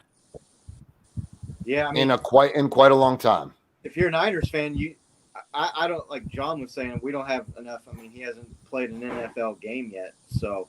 And the only way you get found out is if you can only do one or two things, and they can take that away from you. It's like a hitter in baseball. Okay, well, this guy can hit fastball, but he can't hit curveball or breaking ball, so we're just going to keep throwing those over and over. If you can hit everything, if you can do everything, then it doesn't matter if they find you out, because no matter what, you can't take away everything. You can scheme, and you can try to take this away, the short game, or you can try to take away the scrambling and make them throw the ball, but which I think is Lamar Jackson's problem. He's a fine player. He puts up great stats, but you see it when they play teams like the Chiefs, or when they get in the playoffs against playoff competition, they don't win the games because I think they kind of take that away. And good teams with good defenses, especially in teams with like the Chiefs that have a good offense, they can put up a bunch of points real quick and say, okay, well, let's see you gunsling it and let's see you score a bunch of points really quick. They can't do it. So I would say as a Niners fan, you better hope that he's better than Colin Kaepernick, because to me, Kaepernick was a flash in the pan. Yeah. And teams figured him out, and they took away what he could do well, and he couldn't adjust. And that, I mean, I'm not going to get into all of the social justice and whether he was blackballed and the kneeling, but I mean, he was on the bench as a backup when all that stuff started already. So that had nothing to do with him. I'll be honest with you, I've never seen Trey Lance throw a pass or play one play in a football game. I've seen some highlights and I've seen from training camp or whatnot, but that's to it to me. It's like, if you're a Niners fan, it's really intriguing about him, but it's also got to be scary as hell in the back of your mind. The guy has not played quarterback in football a lot or for very long. If you as a Niner fan can't admit that you're afraid, that's, I think we all have a reserve fear. Right. We're all scared because we've had bad quarterback play for forever. Right. And we started off 0-9 with Brian Hoyer to begin the Kyle Shanahan era. I don't believe that a fan is wrong for admitting that they could be afraid. I think just because you say you're afraid doesn't mean you don't believe in Trey Lance. I think we all believe that he's an intelligent kid. He knows football. And I think that's what we're all betting on. I feel like that's where we have all of our eggs in one basket. I think we're counting on it. Yeah. We're counting on his intelligence alone. But we also had a Mahomes big when he came here. When they drafted him, Texas Tech products hadn't been all that great in the NFL. He's got a big arm. Now they had just atrocious defenses at Texas Tech, but they didn't win a lot at Texas Tech. He didn't win a lot of games. He didn't start playing quarterback till late in high school. He had the big arm. He could wow you with some stuff like that, but it was kind of a similar situation. Like, I had my reservations. I didn't think that he was going to come in and be as good as he. And if anybody's being honest, no one anticipated him being as good as he's been. But yeah, so there's nothing wrong with being nervous or worried about it. I don't bring it up to say that it's wrong to be or you're insecure. But the guy just has not played a lot of college. He has not played a lot of quarterback at any level. So he's got the tools though, and the coach believes in him. And dude, I'm looking forward to seeing him play tonight. Probably not. You know, not quite as much one as you bad all thing are, about I'm interested for sure. The one bad thing about ESPN is they keep comparing Trey Lance's snaps to Mark Sanchez and how Mark Sanchez just barely squeaks by with more play in college. But can you really just judge someone by how much they play in college? I mean, Jalen Hurts didn't play much in college from Bama, and yet they keep calling him a Bama quarterback. I think that we're going to see what he has, and I have hope. And I haven't had hope for a Niner quarterback in a very, very long time. I agree with you 100%. And for me, injuries is much more nerve-wracking than the quarterback. Agreed. I mean, everyone has hope for Trey. I do, because I spent $150 on a Trey Lance jersey. So otherwise, you'll see one of those videos with me, with his shirt on a broom handle, like dousing it in lighter fuel and flaming it out. No, I'm only joking. Of course I won't. I know he's the future. If he can do it, I know he's the future. Okay, I know that. And I'm interested in hearing people's views that have seen him in college or seen this and seen that, because I haven't watched it, so I don't know. And I am really looking forward tonight to seeing seeing it all play out. I really, really am. It's going to be very interesting. And I think for the first time in a long time, Niners fans are really actually going to care about preseason and preseason games. More probably this one than maybe what they call dress rehearsal one, where all the starters play 2 quarters or whatever. I'm ready for all of it. I want all of it. I want all the preseason games. I want the dress rehearsal games. I want prom dates. I want all of it. Khalid brought up 2 good points, Nick, about Cap and Jimmy, and I think I agree that Jimmy is the better pocket passer out of the 2, and Kaepernick was the better athlete, but with a very limited skill set. He was excellent at throwing the ball. He couldn't read a defense. He could run like a gazelle. I think we could agree that Cap probably does have is probably faster than Trey Lance and has the bigger arm. But you know what? That doesn't mean shit. I mean, look at Justin Fields. He threw 5 touchdowns in camp. He's fast. I mean, he's a very fast quarterback, and he has a crazy good arm. So, I think Trey Lance is going to be, a 4.5, whatever he ran, that's still fast. Yeah. Wasn't Josh Allen also criticized going to the Bills because he had an accuracy issue, and now he's one of the most accurate quarterbacks? With a $258 million contract? Yeah, damn right.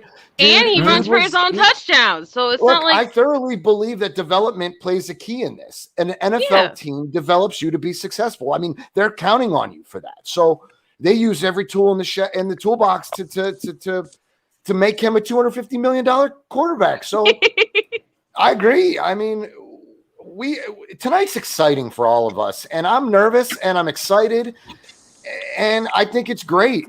I truly believe that Kyle knew what he was doing when he did this. I truly believe it. It was Fields or Lance. I mean, I think 6 o'clock UK time, Carl, isn't it? Is that the debut of Justin Fields, 6 o'clock UK time, I think, tonight? It is indeed. It is indeed. I'm looking forward to seeing, because he was on, what was that show that he was on Netflix, Justin Fields? Not Last Chance You, but there was a thing, there was a program he was, like a series. Was it Friday Night Lights? I don't. Anyway, it's out there anyway, and I watched that a couple of years ago because I think it is a few years old, and I really like the look of Justin Fields, and I'm quite excited to see what he can bring to the NFL. And if Lance is as good as what they say is, I'm looking forward to that. When I watch Lamar Jackson, all I see is a running back that can throw it and not very well. Maybe that's a bit harsh, I don't know.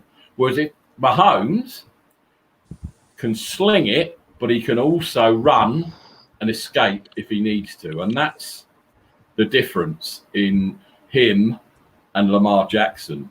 And again, not watching college.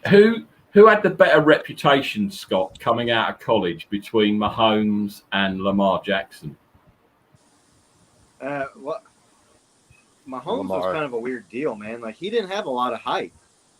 But Lamar Jackson kind of did, but he played at Louisville, so people were kind of wondering, I'd say they're probably pretty closer than you think. I said it earlier, and we talked about this when we were talking about the draft back earlier in the spring. I think Justin Fields is the best quarterback in this draft class. I would have taken him over Trevor Lawrence. You see some of the quality of competition that he played against, and some of his advanced metrics are right up there with Trevor Lawrence against what a lot of people would say is better competition. Have you seen some of the highlights of the plays that guy is making? Have you seen the play where he's rolling out to his left and he sidearms it back to the right, kind of to that guy in the end zone? And is that in the end zone and he catches it? Like, I've seen it diving. I mean, that dude I think is going to be good, man. I'm looking forward to seeing him. And I have a friend of mine a good friend of mine from way back in the day who's a Bears fan, and he's texting me all the time. He's like, man, he's like, good luck with the Super Bowl. He's like, I get physically sick every time I see Patrick Mahomes play, knowing that we took Mitchell Trubisky. He's like, I actually get physically ill when I see, Mahomes sets another record for most touchdowns in his first 200 attempts, and Mahomes has set this record, but hype is hype, and you see these guys come out, and no one really knows. Like, if people knew, then there'd never be busts. You wouldn't have Mitchell Trubisky going over Deshaun Watson and Patrick Mahomes.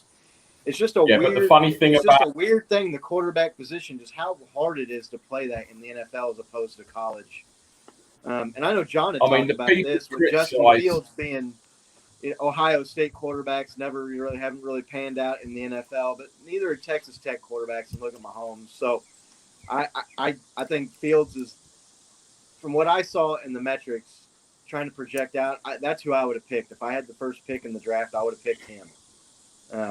And I was sweating bullets as he was dropping down, and I'm sitting there and I'm watching the fucking Broncos on the clock, and I'm thinking, God, please no.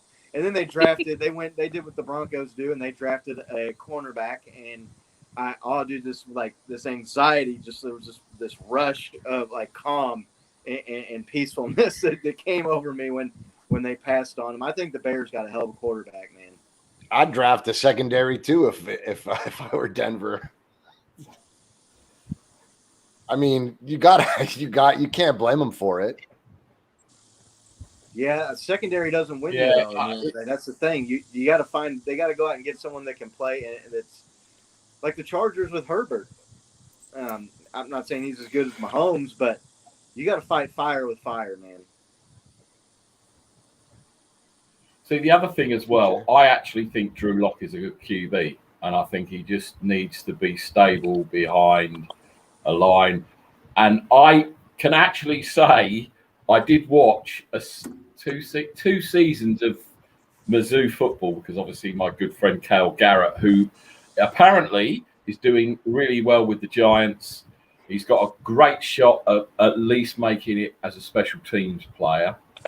I had a chat with him the other day, and he was saying that it's been going really well. He's been playing with the twos, which is a good sign considering, 2 years ago he had that injury. He got pissed about last year, ended up on the back end of the season with the Giants, and is still there with them now.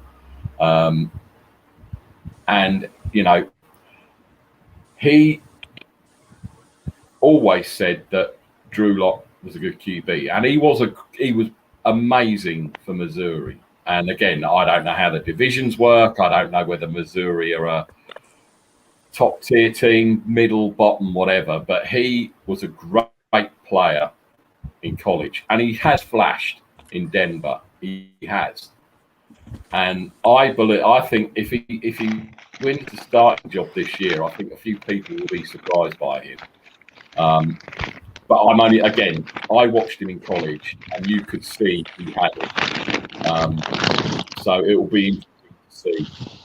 Right, we've been going for about an hour and a half, and we're going to finish off with your favourite all-time top 3 sports movies. And I posed this question earlier in the week, and we're going to get Melissa's take first because No.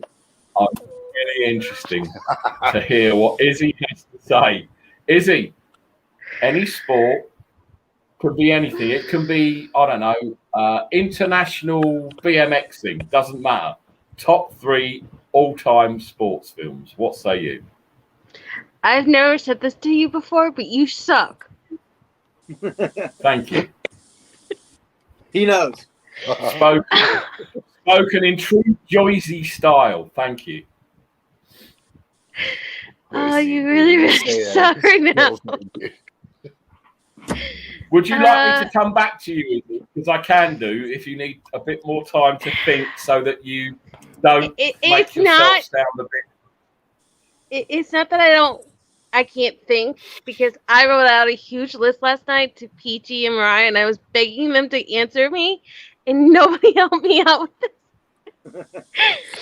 So I know my favorite sports films. I just don't want to say what everyone else is going to say. If that makes any sense. No one will not trust me. My top 3, I would be surprised if any of you got. All right, let's hear your first then. Okay, I'll go first. No particular order. I see Carl rolling his eyes. No particular order. My top 3 sports movies. The Mean Machine, the original, starring Burt Reynolds. Classic. Okay. Slapshot, ice hockey film, which I'd forgotten all about, and then I watched it again this week for the first time in 20, 30 years. The Hanson Brothers, hilarious. And I'm going to round it off with Major League, starring Charlie Sheen. Those are my top 3 sports films. And yes, they are all comedies. They're not based on... 42 was good, but Major League, Slapshot, and also The Mean Machine. And The Mean Machine and Slapshot have some terrible clothes in them because they're both filmed in the 70s and clothing was bad back then. Right, that's my top 3. And I'm sure Carl has got an exemplary list and he's probably really thought about this. Carl, what are yours? Well, I've got none of the 3 on your list. I told you not have any on my list. But my top 3 of the longest yard is not on my top 3. I've gone for one film that everyone should have had on the list. Everyone should have had on the list. And 2, they're small sports, but they are unbelievably funny. Okay.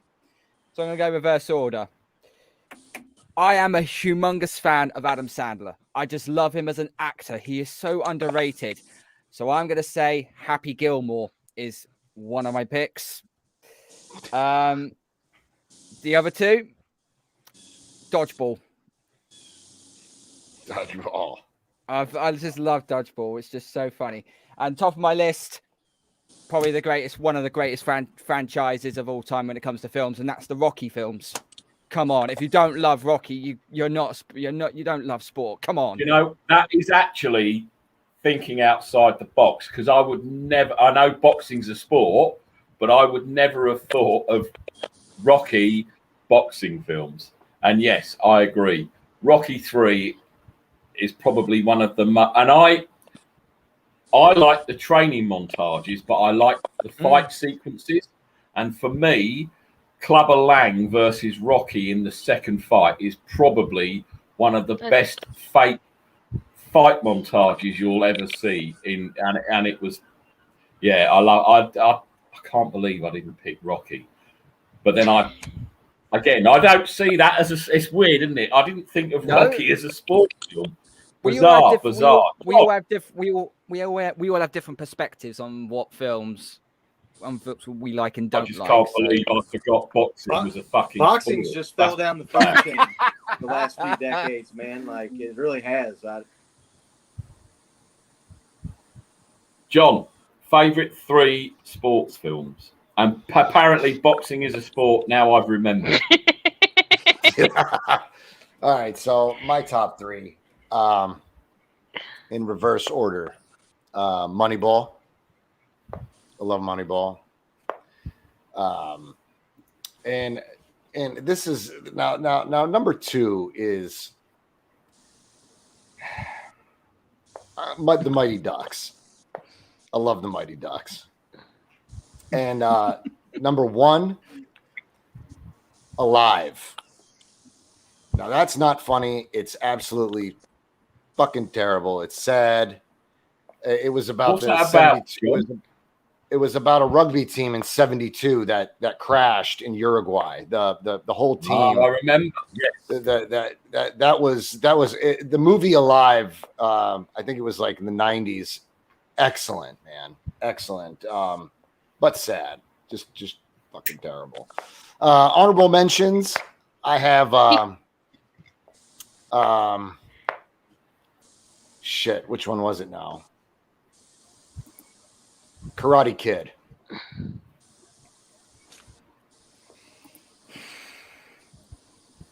There's a tumbleweed just rolled across my screen. Where's Wayne Breezy with the cricket sound? I've heard of that Alive, but again, I can't say I've seen it. You got to check it out, man. It's crazy, but it's good. You should check it out. And I'm definitely going to go back and watch Mr. T get his ass kicked by Rocky in Rocky 3, because you can just cut to that bit. Oh, the Rocky series is awesome. And I really did enjoy the first Rocky as well, which kind of set the standard to bring all of the rest of the films on. And it's amazing to think just how far you can stretch that story, and somehow he's even managed to get 2 more out of it with Creed and I don't know, Creed Rides Again or whatever it's called. They didn't really have the same juice, I don't think, as a Rocky film, but still can hold up on Creed the 3 is being made without Stallone. And also it's not very good knowing that Tony Bellew is the competitive fighter against Creed, so Yeah. Because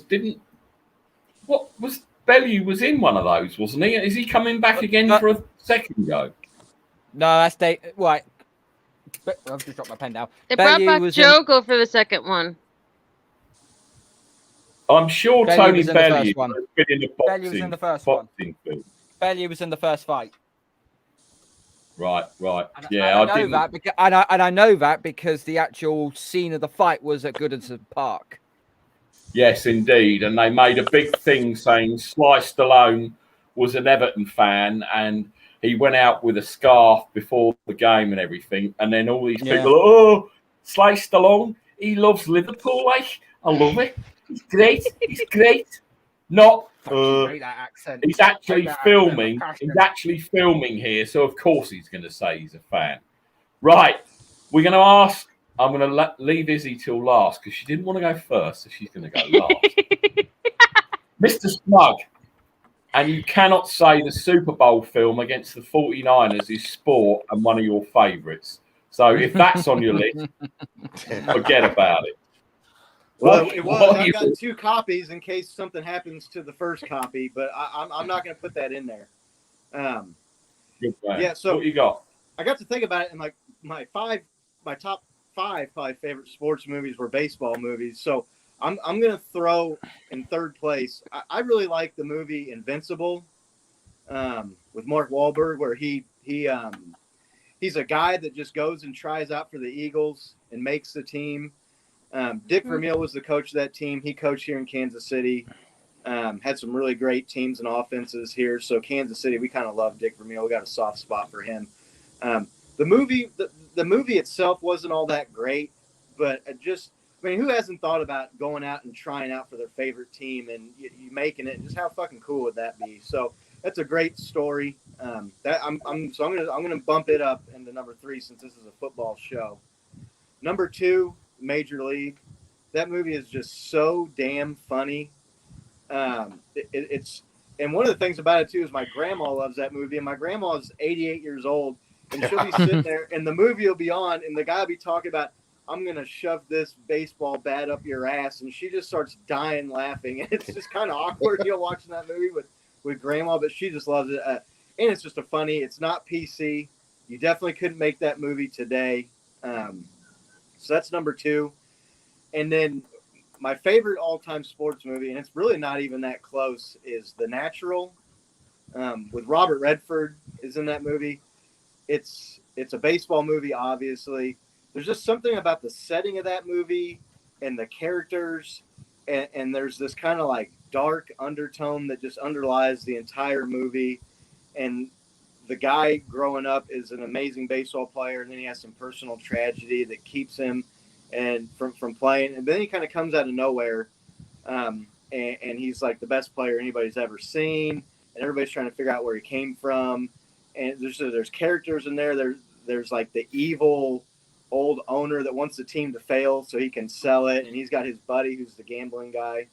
And then now I can't think of her name has escaped me, but the woman in there that is kind of like this tragic love affair that she has with Robert Redford, and she's just bad for anybody she goes around. It's just the setting of that movie, baseball back in in the early 1900s in America. You kind of get that like nostalgia, time warp effect to it. So I love that movie. I watch it all the time. But yeah, that's probably my top 3. Hey Nick, Scott, was her name Kim Kardashian? No. Ugh. No, she's terrible for every athlete she goes around. Cool, John. Jeez. I'm actually surprised that Major League has been mentioned by myself, Mr. Smug, and his burner account in the chat. You got to be a bit more original, Scott. If your burner account is in here, you can't name the same film twice. I think that might be my brother. I'm not sure. I haven't ever asked him, but I've got some family and some friends of mine and people that that watch the show every week. So I'm sure it's probably one of them. Here's a question for you. I don't know the answer to this. What's the name of the baseball movie where Cosner is a pitcher and he ends up pitching a perfect game in his final game or something? Oh, that's For the Love of the Game. And he's a pitcher for the Detroit Tigers. It's funny. I watched the last half of that movie just the other night. That's a good movie too. Field of Dreams is a good movie too. Field of Dreams is awesome. It's a little cheesy. I quit real quick. Did anybody watch the Field of Dreams game the other night? The Yankees and the White Sox played in Iowa in the cornfield where the movie was filmed. Oh, I saw highlights, but I didn't watch it. I wanted to watch that. I was on Wayne's show, but man, that looked cool as hell. Apparently, my homie the goat is your brother, Mr. Smug. I don't know how true that is. But who knows? Okay. Who knows? Right, hang on. Drum roll. Hang on.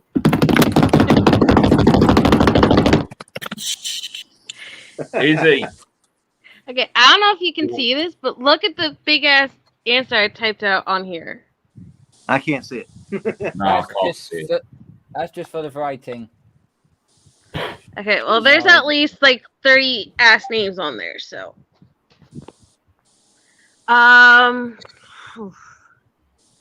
Okay.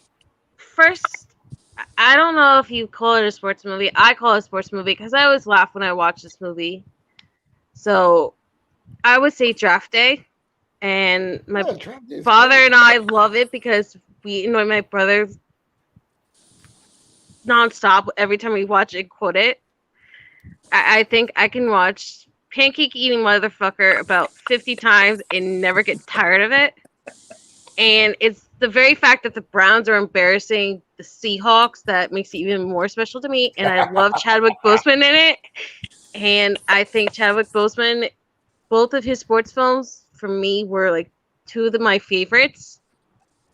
So, yeah, Draft Day has to be on my top list. What else? I'm gonna cheat with this. Mind Draft Day. I thought Draft Day took a lot of heat for no real reason.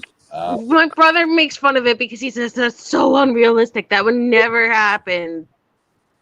I don't know if it was the Browns or just the situation, but my brother's a pain in the ass, so screw his Packer-loving jackassness. But okay, so as for a funny sports film, I gotta go with The Replacements. I never get sick of The Replacements. You got Gene Hackman, you got Keanu Reeves, you got the guy from Little Nicky. I can never remember his name, and it always gets me so angry. I love every time they sing "I Will Survive." I think that's one of the best sports films ever put out there. You know, it balances comedy in the actual sport and these guys getting a second chance at something they love that they never thought they would have again. And the prison guard and the prisoner being like best friends at the end. It's one of those moments that always like makes me smile. Seeing the two of them like fist bump before one goes back to jail. And the deaf guy, I don't remember his name, but I love that. And I'm going to cheat for my last. Apparently, Izzy is someone you were asking about. I don't know if it's I fans or if fans. I've got no idea, but apparently that Nick says it's Reese I fan. I don't know. He's Welsh. I know that, but I've seen him in a film, a comedy film, and he's Welsh. And I'm going to cheat for the last one. And these are 3 films that I watched as a kid. And to this day, I guess I would put 4. Okay, so 4 movies that I loved as a kid. And I kind of put them all in one clump because I just can't pick one over the other. Would be Angels in the Outfield. Air Bud. I know a lot of people will make fun of that, but you know what? As a kid, I loved Air Bud, okay? The original Air Bud where he's trying to get the dog to hit the ball and everyone's laughing at him. And okay, so you know what? I just can't help it, okay? So Angels in the Outfield, Air Bud. I don't know if you've ever heard of this movie, Ladybugs with Ronnie Dangerfield. Oh, man. Where he's the coach to that little girl's soccer group. That's a classic. And Little Giants. Those are like the 4 movies that I grew up with when I was a kid in the 90s. And I loved all 4 of them. They were like the greatest things ever to me. That's what it's all about. That's why I chose The Mighty Ducks and Karate Kid. These things mattered when I was younger. You know, I enjoyed it. Those were big. Those were huge for us. It's funny how different age groups like different films, right? And we at work earlier, we were talking about the first computers that came out and the first computer consoles that came out. And one of the guys I work with, probably, I think he's 40, maybe 35, 40, and he's got an 11-year-old son. And all he's ever known is virtual reality headsets and PlayStation 5 and this, that, and the other. And he said he got out his Dreamcast. I don't know if anyone remembers what a Dreamcast is. They didn't last very long. And he plugged in his Dreamcast, and his son was like, "The graphics on this are diabolical. Fuck is How this? could you ever have liked a game like this?" And it's funny how, and we were talking about, games that we played when we were children or gifts we received. And kids these days don't know they're born with the amount of shit they get, and it's really strange how things move on.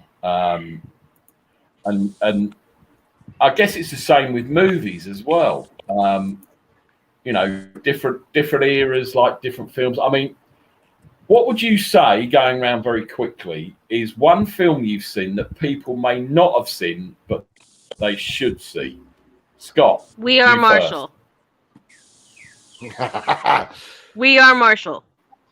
Scott, you've changed your... That's really weird, because your lips didn't move, but words were coming out, and you were doing a fantastic impression of Izzy. That's amazing. I'm a ventriloquist in my spare time, Nick. So. A movie I've seen that I guarantee nobody on here or anybody watching other than my brother has seen is the Insane Clown Posse movie, Big Money Hustlers. You got to watch that movie sometime. No, I'll make a note of that. I've not heard of that. What about you, Cole? One film we may have missed that we shouldn't have missed. Any genre, could be anything.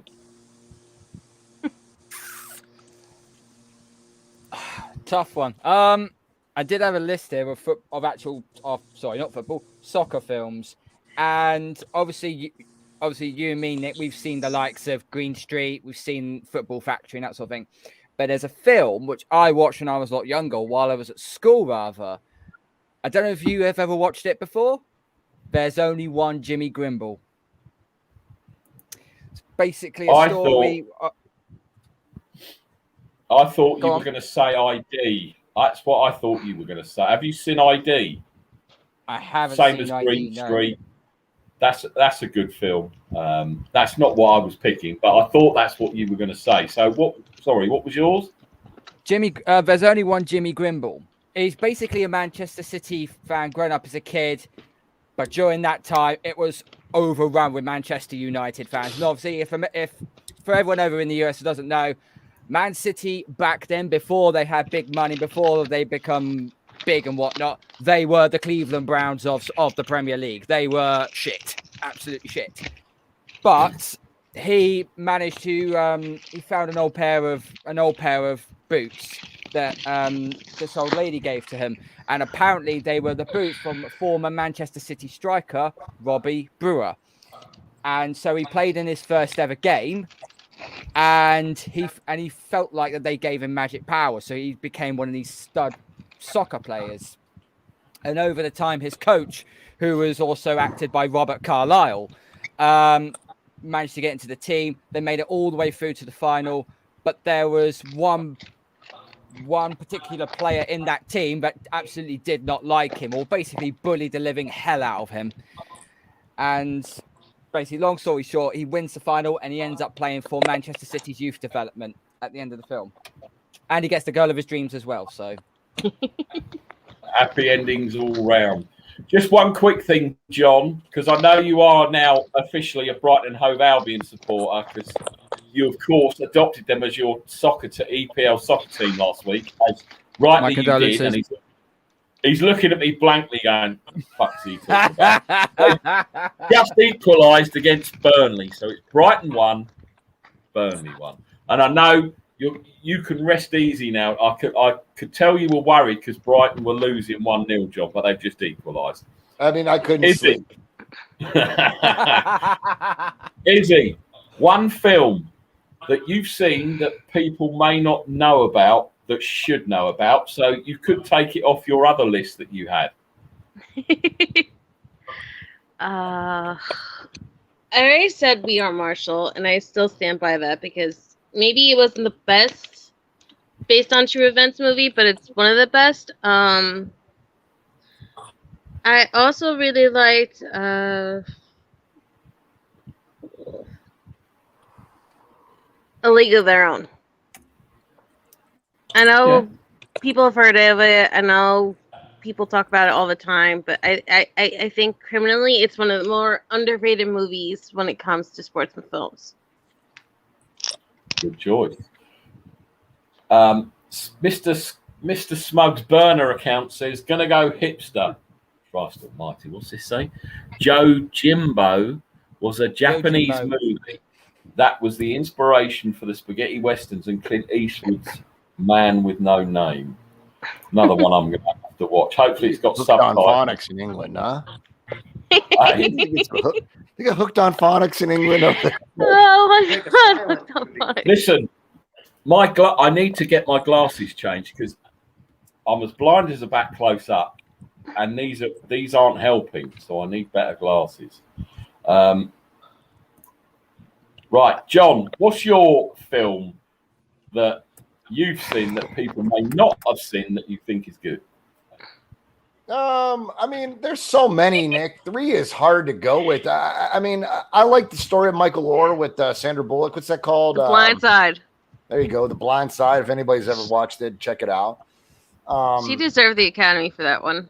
I kind of think though you guys should check out Alive. Really should. I think I watched it as a young kid and then I watched it again as an adult. It still hit me the same way. It's just crazy.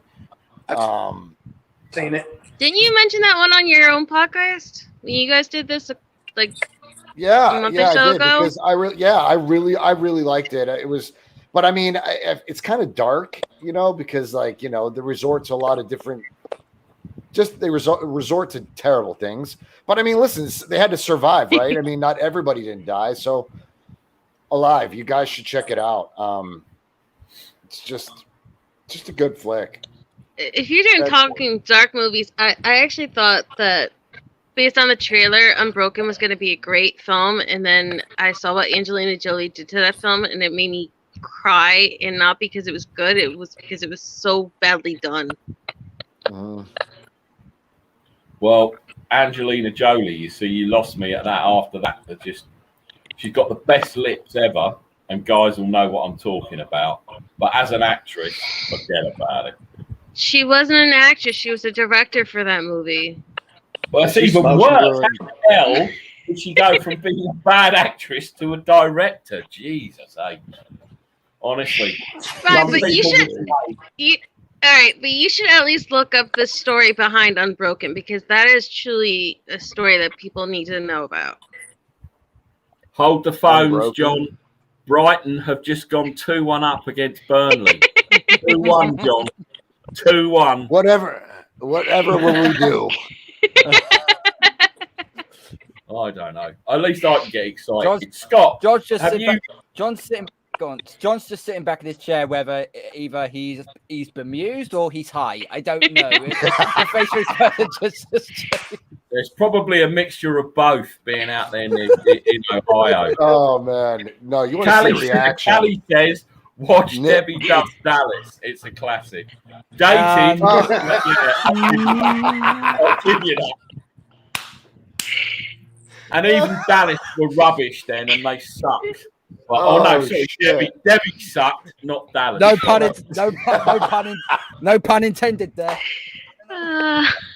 Scott, have you been with your film or not? Oh shit! I'm sorry. Have you named your film? I told you my Alzheimer's is terrible.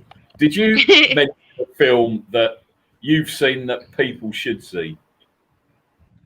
Oh yeah, no, Big Money Hustlers, Insane Clown Posse movie. It's one of the funniest fucking movies you'll ever watch. I guarantee. I swear to God.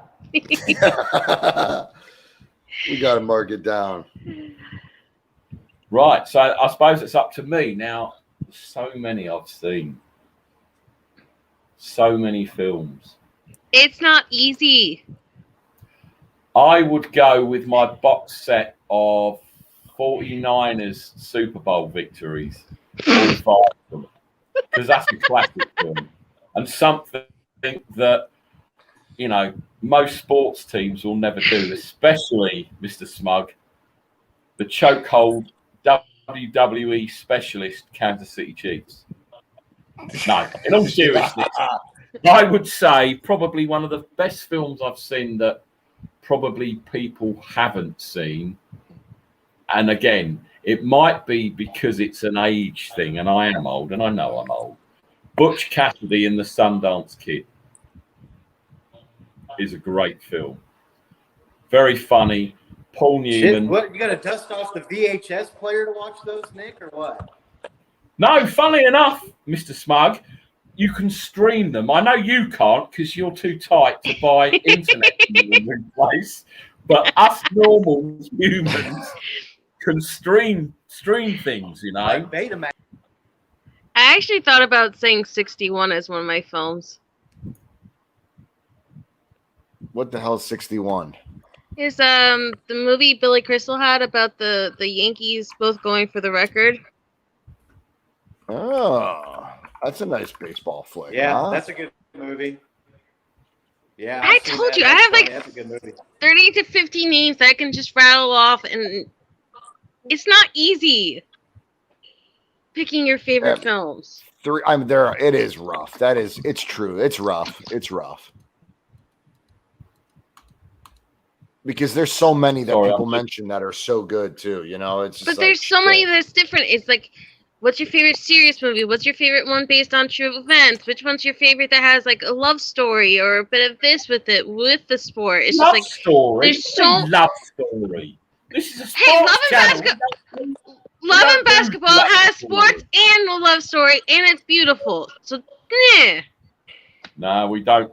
We don't do love stories. We're men, except you, obviously, Izzy.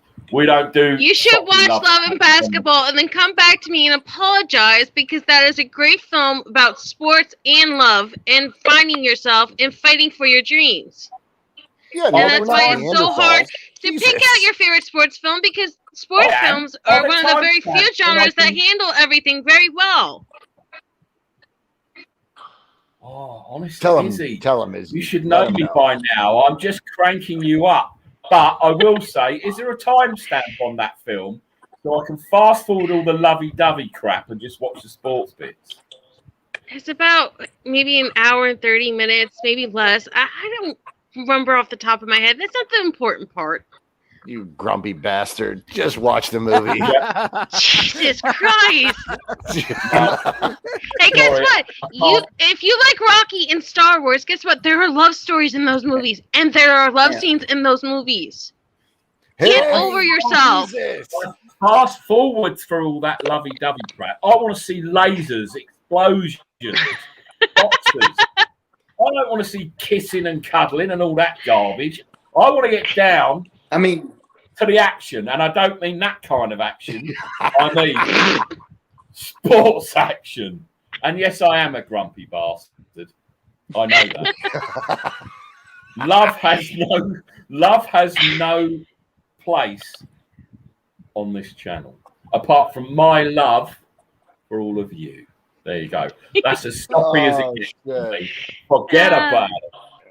You're going to make me miserable all morning now, because I'm going to be thinking about sports films, and I'm going to be thinking about my Windows 95 with a TIE Fighter game that I used to play with this big joystick, and how miserable I am that they never bring back the good games for the new consoles. Definitely. They should revive some of those. And I'll tell you, some of the arcade games that you used to get that then went on computer formats. Yeah, but now they're redoing Spyro and Crash Bandicoot, so at the same time, I want everything that I loved from my 90s to stay in the 90s, because I hate what they're redoing with everything. Crash Bandicoot absolutely infuriated They redid me the Oregon Trail. Oh. And can I just say to Scott's burner account, they're actually on Betamax, not VHS. That's how old they are. But at least we got 5. Not 1, and then completely choked and got their asses kicked last year. If you want a history lesson, that's fine. VHS. I think that's like on the old crank fucking shit where you had to play the movie by hand with the drop screen.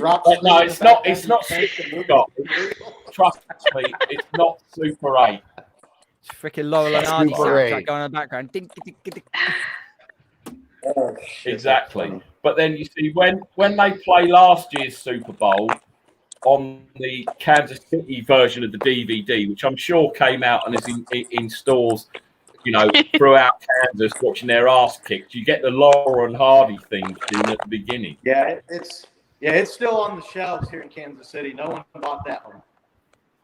I know. It's funny that. I was just shocked about how many dropped balls you had between Tyreek Hill and Travis Kelce in that game. I don't remember Kelsey dropping in Okay. very many. I'm starting to get a tight chest. Okay, I'm experiencing tightness in the chest, guys.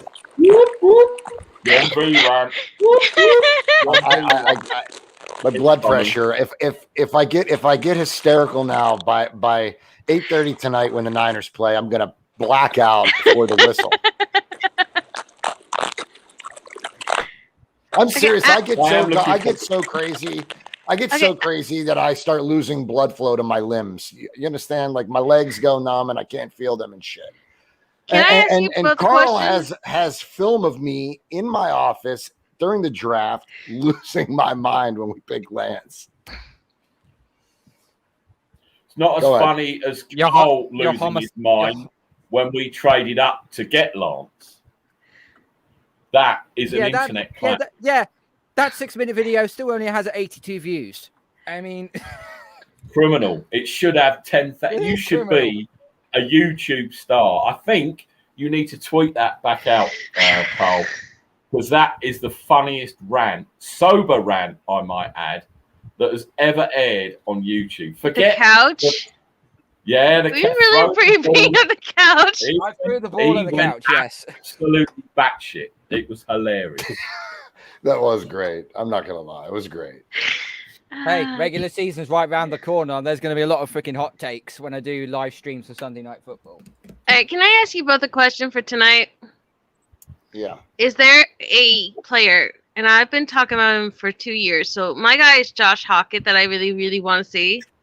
Like, I've been dying to see this guy just play. Is there, like, someone that you're dying to see that's, like, kind of on the edge of the roster tonight? Or sometime in the preseason? Charlie Warner. Yeah, Baby Kittle. I'm actually, if we're talking about guys that are like probably going to get cut, I like Hockett. Like, I don't know that he makes the roster. Do you feel like he does? I want him to. I wanted him to have let's a say he chance has a to great, be signed, and they brought back Juice for 5 years, which pisses me the hell off. Because they don't really do anything with Juice. Well, I mean, Juice. Again, we have to have a competent quarterback to really open Juice up. But Juice is more used like a tight end now as a run blocker. Excellent. It's a great idea. And I think once they use him as a quarterback sneak kind of thing, and they barely ever use him. He outran. He outran Warner. Sorry, he does. That was huge. Going back to Juice, he does rarely appear as a pass catcher that nobody tracks, and he's wide open downfield. And we saw it with Beathard, we saw it with Garoppolo, we saw it with Mullins. Did they overpay him? Well, allegedly, he is the best in the game, and not many teams use a fullback. Yes, I'd like to see Josh, see what he can do. Does he make the roster? I think he's one of those guys they might go with on the.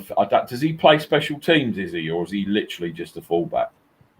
I have no idea because I don't know what the hell Kyle thinks. I mean, he called up Kevin White 5-6 times last year, paid him extra money, put him back on practice squad, pulled him back up again, and the guy didn't get one single snap when we had no weapons at all last year. So if you're asking me what the hell he can do, I honestly don't know what the hell our coach is going to do, so I can't answer that.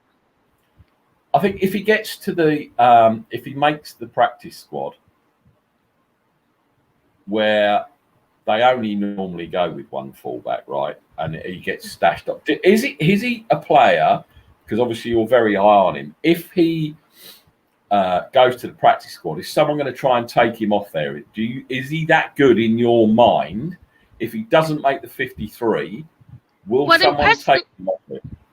What impressed me most about him last year was when Juice got hurt, when Kittle and Bosa and all of them were getting the same strains in their thighs and their calves and all that other stuff. You remember? Right after training camp started? And it was like 12 names came out at like once out of Shanahan's mouth. And they had Josh Hockett come in, and he ran the plays and drills for Team 1, Team 2, and Team 3. He did all 3 teams all by himself last year. And that, for me, was about the most impressive thing that ever came out of Grant Cohen's mouth, because I was like, what the hell? That this young kid is not getting any breaks. He's not getting any water. And he's really stepping up and really showing out when Juice, once again, is unavailable. So for me, that was the linchpin of why I started really liking this kid. And nobody knew about it. Nobody except for people who listened to Grant Cohen that day. Yeah, well, Grant Cohen grew on people over time, so there's a chance most of us missed it. But without being said, okay, we do need to have a healthy backup for Juice, and so maybe he makes the. I don't know. Look, you know what? No one's done is not one of these shows has made a list of players that they believe will get cut. We go on and on about everybody that we want to see and what we want to do and this, that, and the other thing. But I'd love to see I'd love to see people's opinions on who gets cut. Well, they think that Gom's already gone. They already think Hasty's going to be gone. I mean, people have been talking about it. Hasty was a springy well, he had that one bad. He had a little hop step. He had that one bad drop against Seattle, and it's like everyone has adopted the Kyle Shanahan doghouse and have thrown him away. Like, oh well, he has the Matt Breida issue. One drop. I think he got second chance though, Izzy, but I think he got injured on that opportunity. He did fumble, but I believe that I saw him. I was shocked to see him used again. Kyle did let him. I just think he got hurt though. The injury came after the fumble, if I'm not mistaken. Correct me if I'm wrong. I'm sorry. I try to block out that Seattle game really badly. But it's the same thing. Elijah Mitchell is going to be a stud, though. But it's the same thing with George Kittle. George Kittle had 15 completed passes, 15 great plays in the Eagles game, and yet anyone afterwards only talks about that one missed 2-point conversion in the end zone from C.J. Beathard. I think this whole Shanahan doghouse, for most faithful, has really skewed what we actually see in players. If they're not perfect, if they have one bad mess up, it gets blown out of proportion. That's a good point. What are you trying to show us? It's this goddamn soccer team. Full time 2-1. I saw that. I was supposed to know this team's history by this week, and I failed miserably. Hasty did fumble quite a few times. Khalil mentioned New England. So, I don't know. Okay, maybe you're right. Maybe Hasty is gone. Maybe it's just me, but everyone keeps saying that Ross Dwelley can just be the fullback if Juice is hurt, right? But Ross Dwelley is not the greatest blocker. Oh, we can all admit that. He's got hands, is he? Okay, but I'm not talking about the hands. I'm talking about the blocking. Block or don't block. Catch the goddamn ball. There are receivers on our squad that are better blockers than Ross Dwelley. So how can you say that Ross Dwelley can fit in for Juice if Juice's main thing is blocking and making running lanes for the running backs like Mostert, and yet then the guy who's supposed to fill in for him, Ross Dwelley, can't block for his life? I honestly don't know that Dwelley would be the fullback replacement. I don't know that I would agree with that. But that's what everyone keeps saying. I see him get open and catch the ball. That to me is more important that he plays the tight end position. And he does that good enough, right? Yeah. And it seemed like he's had a great camp, right? Yeah. I would be blown away if Dwelly doesn't make the cut. I would be blown away. It would be a big surprise to me alone. See, that is the one thing I do not buy out of camp, because every time they say someone has a spectacular camp, it's usually a load of crap. It's like Dante Pettis had the greatest camp ever. Trent Taylor was having the best camp ever. Yeah, so but it depends. Like there are great beat writers out there that are giving you honest assessments that I fully believe in, that I enjoy, because I've read other articles that are just like, but so and so said they were there, they saw this, you know what I mean? So I've questioned stuff. So outside of it all, though, let's be honest, right? Mm-hmm. Camp is an evaluation period. Mm-hmm. We really can't get down to the nitty gritty until the 53 is cut down, right? And then player development we start developing players through, real practice through the season. I believe camp only gives Kyle and the rest of the coaching staff just an evaluation. They've got a lot going on. There's a ton happening at once. I believe that you evaluate players during camp, right? With expectation, but really the true test comes through practice and when we know who makes the 53. I believe that's when they focus on technique and development more so than anything. Camp it's like an evaluation, in my opinion. So with our injury history, do you think we hold on to 3 quarterbacks again? Sure. That means you're cutting Josh Rosen. No. Maybe Josh Rosen is. I think Rosen actually makes it. Kyle loves first round picks. Your boy Stidham is gone. Yeah, you have him back as your backup when they bum out Cam Newton because he's done, and your boy Macaroni Cheese is the starter. You can have Stidham back as his backup. Macaroni Cheese. Just pray that Cam Newton was calling him or something when he was fat-shaming him. Yeah, that's what Cam was calling him, which is it's borderline disrespectful, if I'm honest. It is because we were calling him mac and cheese way before the draft. We were calling him a lot of things.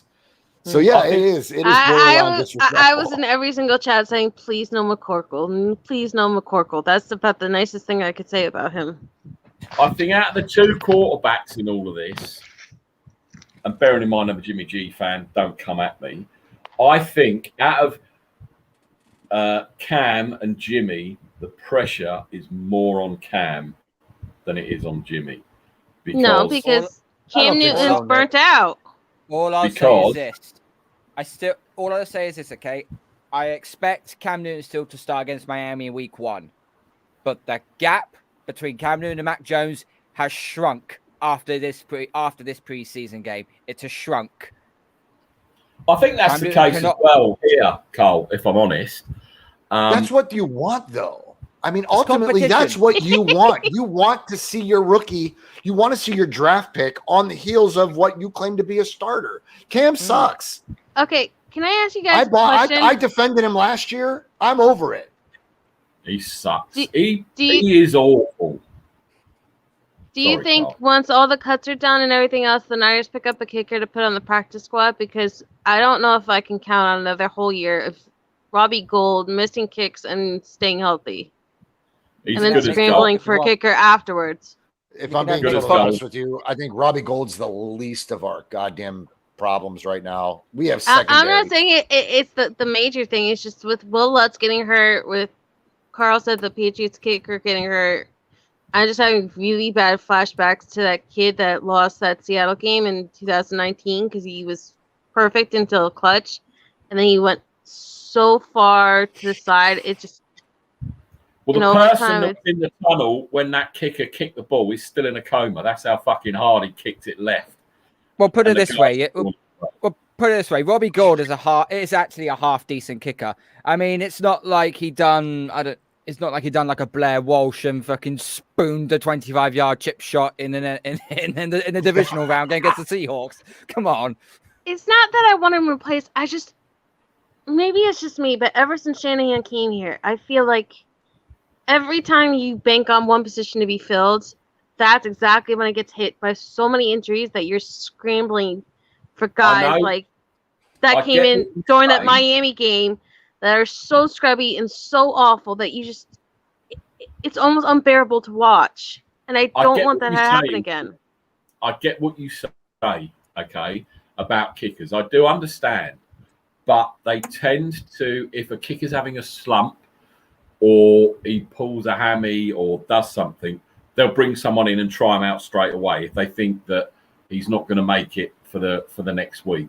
I don't think many teams, if any, would ever keep a kicker or punter on the practice squad. And again, I understand that it's really strange that they don't, because you think maybe they should, but for some reason, and I don't know why, they don't, and it is quite bizarre. Carl, you've thrown an idea across. Let the people know what you're proposing. So me and Nick have just had a business meeting, half an hour via Twitter Messenger, and I came up with a proposal for this evening, because obviously it's Chiefs versus the 49ers. Of a watch-along stream. Now, I've spoken to Nick. He may be able to keep his eyes open at 1:30 in the morning for a live stream, but he has allowed me to run the Shank Club NFL 1:30 in the morning, our time in England. I don't know what it'll be time over there in the US. It'll be what is it? Like a 8:30 p.m. I think, or something. 8:30. Yeah, 5:30 for the West Coasters.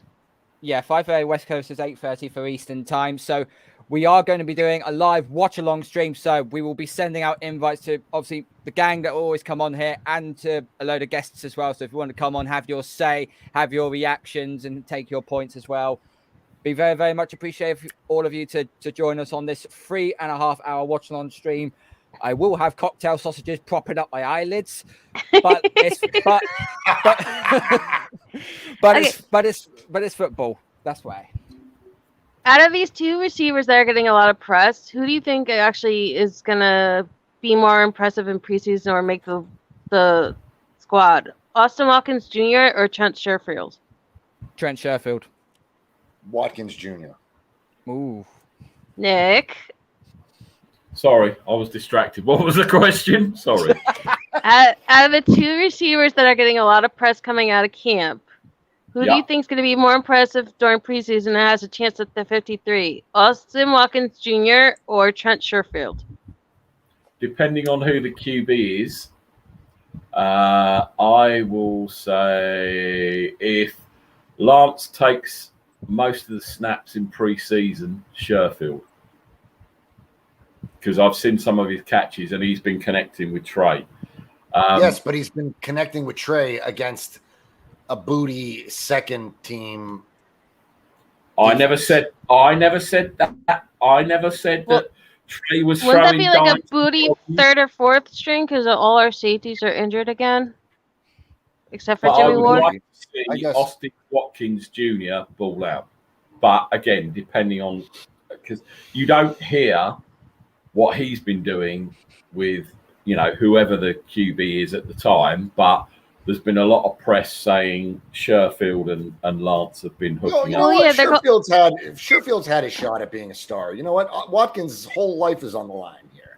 To be honest, I think Sherfield will make the team anyway because of special teams, forgetting anything else. They're trying to convert him from a special teams player into a receiver, whereas Austin Watkins is a receiver. So, but you know what the coaching staff like.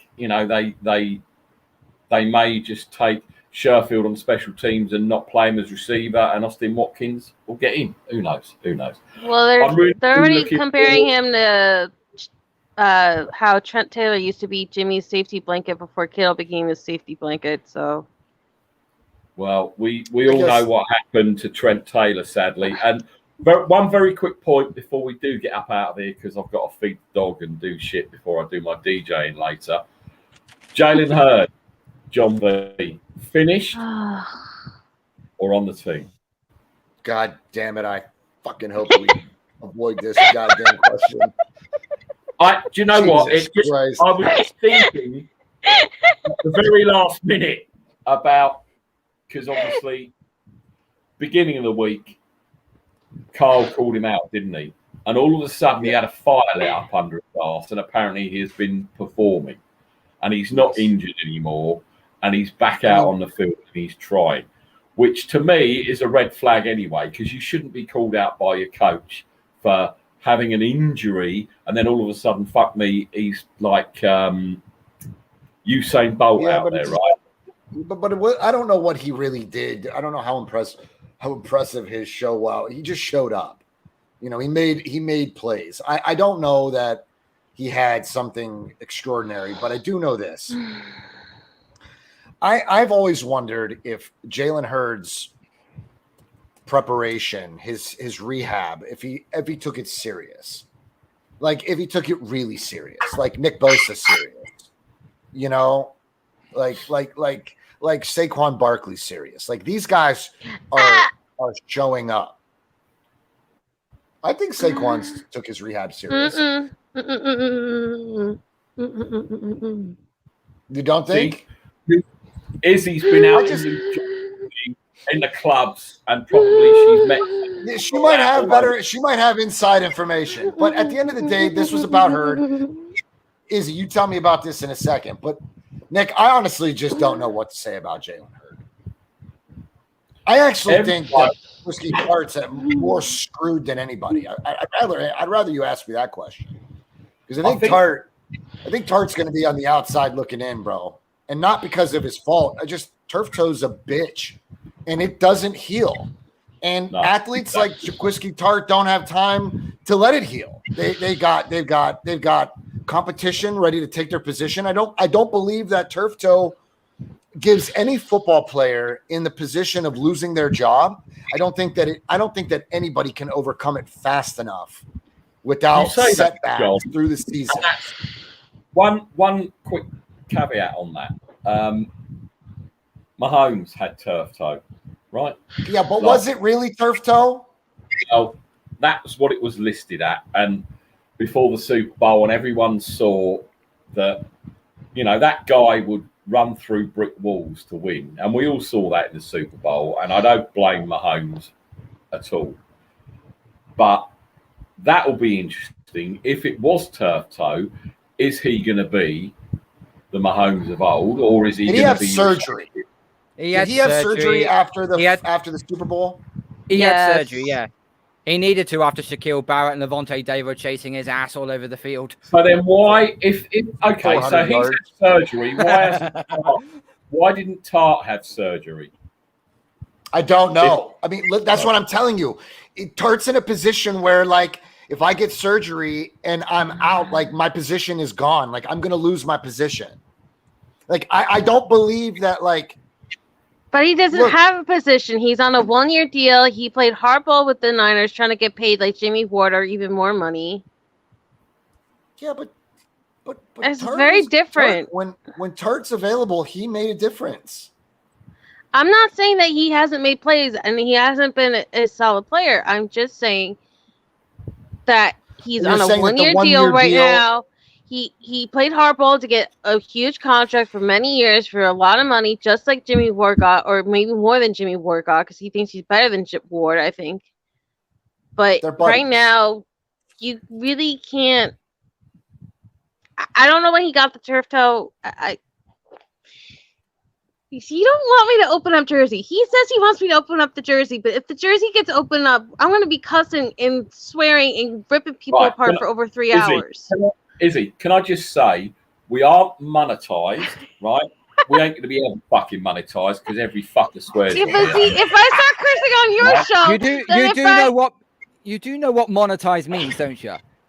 It's nothing to do about it's nothing to do about swearing. You need 1,000 subscribers to get monetized. Yeah, exactly. Okay, but and I'm never if I start cursing on your show, then I'm gonna have a bad habit, and then I'm gonna do it on Mariah's show tonight, where she's counting on me again.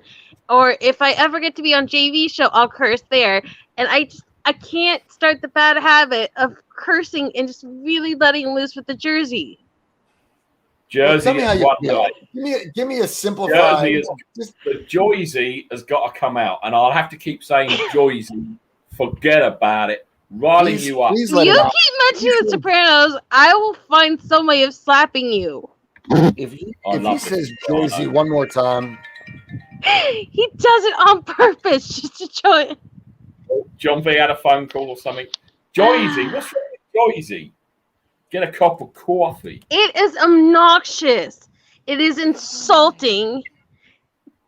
Yeah, but that's I can't even begin to rip at you about how much I hate it. The only thing that I hate more than Joyzy with the W, the OWSEY thing, is being called New York's little suburbs or some other like New York like insult.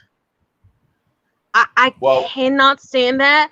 I want to slap every freaking New Yorker in their freaking face 1,000 times until they have a big red welt every time they do it, because it is so beyond insulting. Do you know the funny thing is, when I come to New York, when my guy Kale makes the Giants, I'm not telling you I'm coming.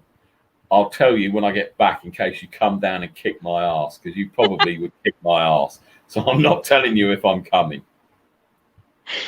The only thing I truly hate about my home state is that disgusting tuna fish can they have in the Meadowlands, in the middle of the swamp. That is one of the most ugly things in the world, and I blame the Jets and solely the Jets for that horrible abomination there. I actually quite like the new Meadowlands. The old one was a bit ugly. The one's not bad. Oh, look, see, I'm pushing the buttons. Puppet master. Deep breath. Okay, you asked about Jalen Hurd. I'm not going to talk about this. Okay, Jalen Hurd. I think Jalen Hurd has the potential of being. I don't remember his name, but you guys might remember it. Do you remember that defensive play last year where Kyle was talking about how 53 in practice squad was pretty much the same? They were just like extra numbers or whatever. And this guy went on a rant at the podium saying that he would not sign if they try to sign him to the practice squad, and he became this big story. Oh, the corner. Shit. Nick, put your thinking cap on, bro. Who was the corner that I can't remember his name right now. See, my breakfast is over here, and I have not eaten breakfast yet because I wanted to be ready for this show, and it's like slipping my head. But for me, when they said Hurd showed up as soon as Kyle called him out, that reminded me almost exactly of what happened last year with this guy mouthing off that, oh, he's too good to make the practice squad, and he was not signed with the Niners if he had to make the practice squad. He came from the Titans, didn't he? And wasn't he? Oh shit! I don't know. He had ties to Salah, but I can't remember what the hell his name was. Jonathan Cyprian. That's him, Jonathan Cyprian. There you go. So yeah, when I heard that Jalen Hurd got called out, and then the very next second you're hearing that he showed up at camp and he was playing or doing whatever, that reminded me so much of that situation. I literally lost my shit for about 20 minutes because that just pissed me off. Jalen Hurd's too fucking soft to call out anybody. Right now, he's staring up at Kyle. I mean, at this point, look. But did we actually really think that Jerick McKinnon was going to go off with what's his face podcast and was going to rip into the Niners the way he did? Debo. It was a lie. It was an Instagram live, I think, that happened with Debo. After we waited for him for 2.5 years and how many setbacks and injuries, did we really think that was going to happen? No. Jerick McKinnon, 49er fans think that he was just an unappreciative pile of shit. Nobody even cares. You know, good luck with your tired legs and your tired career. Yeah, dead legs, good whatever. Bro, we don't care. $1 billion that he took from the Niners for sitting on his fucking ass for 2 years and doing nothing. Yeah, well, he thinks he did us a fucking favor because he took a pay cut. But, everybody was doing it. So, and you were fucking useless. So thanks for nothing. Thanks for taking a pay cut, and I hope you enjoyed the debate. Right, we are going to get out of here. don't Oh, forget. and one more thing. I didn't say earlier, but I am about the only person who did not like seeing Dak Prescott on Hard Knocks. I thought he was a real shit. The first few minutes, what was it? 578. They said that he had, or some kind of like score total that he had that first day in practice, and then McCarthy tries to pull him out, and he's wanting to Zeke and everybody else on God's green mouth, shutting his mouth off, saying, "I didn't want you to come in for me," and he's cussing up a storm, and he's calling out everybody. He's talking to all the side coaches. And that is so bratty, and that is I missed that. I missed it. I didn't even see it. That is part of the reason why I hate the Cowboys. It's not because of anything else. I just think they are the most entitled franchise, and it's like every year their defense is going to be better, and they put them above the Niners defense. They put them above the Rams defense, and they put them above everybody. And these guys are just so pathetically spoiled. It's just like, and you know what? He ended up going back to practice like how many days later and getting full thing again, and then he hurt his shoulder, and now he's going for a second MRI. So can you really blame Mike McCarthy? You just paid this guy. You're just on the hot seat. You're coming off of Jason Garrett. You're getting crucified that you're not a real Super Bowl winning coach, and you're really gonna go and take pot shots at this guy because he dared to like dial back your snaps in practice and find a legitimate backup quarterback? Like, that was like one of the most pathetic things I've ever seen. And no, I'm just not a Dak Prescott fan. All I'm going to say regarding a Mike McCarthy, he's just a puppet in that organization. And I'll explain this why. Press conference come out regarding of Dak saying he's going to go for another MRI. That wasn't Mike McCarthy who actually said that. That was Stephen Jones. What the fuck has Stephen Jones got to do with telling the press that Dak Prescott needs to get another MRI? Surely that is the coach's response. Sorry, that is the coach's reasoning to do that. Yeah, but you forget one thing. The Joneses always do that. Will do it. They think the Jones family. Carl, I don't know if you know this, but there is a Tuesday program every single Tuesday during the regular season. Now, I don't live in Texas, but I know this. Every single Tuesday, Jerry Jones has a radio program where he talks about his Cowboys. And every single game he goes, and after a game, he goes there from anywhere from a half hour to over an hour where he talks about his Cowboys at the end of every single Cowboy game. The Jones family talks for that team. It's not their coaches. Definitely. And you know what? I'm sure either Jerry or Stephen got in touch with R. Kelly to sing their theme song. I believe I can fly. I believe I can touch the sky. I think about it every night and day. Here in the States, we don't refer to R. Kelly anymore, bro. He's honestly, R. Kelly's Jerry Jones, Stephen Jones, douchebags. Hate the Cowboys.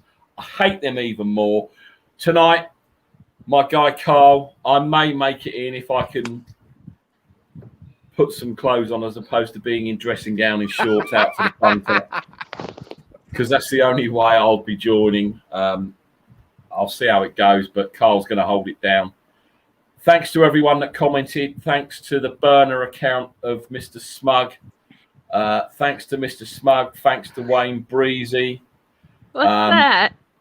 What is that? I don't know. It's just a post. It's a game day post. Oh that is the most cringiest. Oh my goodness. Oh my. He's got some cool hair though, Kit. I'll give him that. Nick, is that romance for you or what, bro? Look at that. I'll be bringing the love on this shit. Like that okay, that's George Kittle, but who the hell is supposed to be next to George Kittle? I can't tell. That's Jimmy G. He looks like the actor out of fucking Identity Thief. That's Jimmy. Identity Thief. That is Jimmy with an evil look on it. That is Jimmy. Okay, I can see it now. You can't I can see tell Jimmy. There he is. Right, anyway, I'm sorry. I'm one of the very few women in this entire freaking fan base that does not salivate over Jimmy Garoppolo. Okay? Just it. And I respect you for that. I respect you for that, Izzy. That's fine. We are going to get up out of here. Carl is coming back. I don't know what time. I don't know, 1:15 maybe to start the show. He'll be on the Shank Club channel. I will try and make it in. Hopefully some of you will do a watch along with him. Otherwise, it's going to be very, very lonely on his own. And the violins will be out and he'll be sitting here talking to himself. So please. Hey, TV, are you going to be up tonight? Mara's having a show after the game. Yeah, I'll be up. I mean, I'll try. My blood pressure will be my blood pressure is going to be through the roof. But I mean, I'll be awake. Yeah, I might jump in and join Carl for a little bit if it does. Carl, if it's just you and I, man, it'll just be me in this room right here streaming at this television. You can join me if you want. Well, I'll send the link out to everyone anyway, 49ers and Chiefs fans. I'll speak to a guy who I had on in the week, Sam. See if he wants to come on as well. He had his good insight on the Chiefs as well. If Mr. Smug's available, then yes, it's fine. And then yeah, I'll just ping links out to 49ers fans, and yeah, if you want to come along, come along. I mean, worst case scenario, man. I mean, wait, Callie, is that real? If you don't have Game Pass, you can watch the game on the 49ers app. Oh, I really hope so. Oh, that's key because I don't have Game Pass. Right, I'm going to try. Can I just say one last thing about that? How trash is it that the LA game is the one that's on national TV tonight? Just because that's where the Super Bowl's going to be, and that's where NFL Network is having their new studios built by the stadium. It's going to have about such bullshit. It's going to have about 65, 70,000 seat stadium. It's a state of the art thing, and they're going to have a maximum of about 22 fans in there because there's all the Rams and the Chargers. Put on NFL Network solely because it is the place where the Super Bowl is this year, and they made a deal when they put the pitch up for that LA stadium that they would have is NFL Network studio built there at SoFi. Don't you shit if the Chargers win the Super Bowl. Between those two freaking excuses for why that game is the one that's nationally televised, it's just pathetic. John, well, at least it'll be something different. Time out, because I've got to go. I have a plan, right? And I want to try something. John, Izzy, DM me. I want to try something about Game Pass that you can maybe watch it, but I can't reveal it on here in case the NFL are watching, like they're going to be fucking watching. But anyway, I'm getting off. DM me. I want to try something. Well, they know that we're up to something, so it is what it is. We're on there telling you. I want to try something. DM me. I might be able to help you out. It may be beneficial to both of you, so you can watch all of the games. All right, but I don't know if it's going to work because it's. Yeah, I don't know. Anyway, secret squirrel shit. So DM me. I'll give you details of what I want you to try, and hopefully it'll work. If it doesn't, Nick, you have my email. You have my DMs. You can message me anytime about anything. I'm doing you a favor. So you. I get that, but you don't have to make a big deal out of it because I do. You're my friend, and I'm always there. I'm not sharing the password. It's not about the password. Right. This is the Shank Club NFL. I'm your boy Nick, aka Alfred. John V down below. Thank you for joining in. Carl, that way. Thank you very much. See you later, hopefully. New Jersey. I can't do that bit. But anyway, thank you very much for joining. Appreciate it. I swear to God. All the thank you. Everyone. Somebody else is irritated by it. You better go full-fledged Jersey on this dude so he stops. Now I've tried. It just makes it worse. I don't know if you saw it like a week ago. He mentioned Jersey, and he went like a 15-round Sopranos gift thing with me. I know because he has to keep up this stupid Jersey thing. I love Joyzy. I love the Sopranos. I love Pawnee Walnuts. On that note, this has been the Shank Club NFL. We'll see you all next week. Thanks to everyone that came in. Thank you to all the comments today as well. We'll see you soon. Go Niners. Mr. Smug. Hopefully your Chiefs get their asses kicked. We are out of here. Thank you everyone for watching. See you soon. Let's get ready to rumble!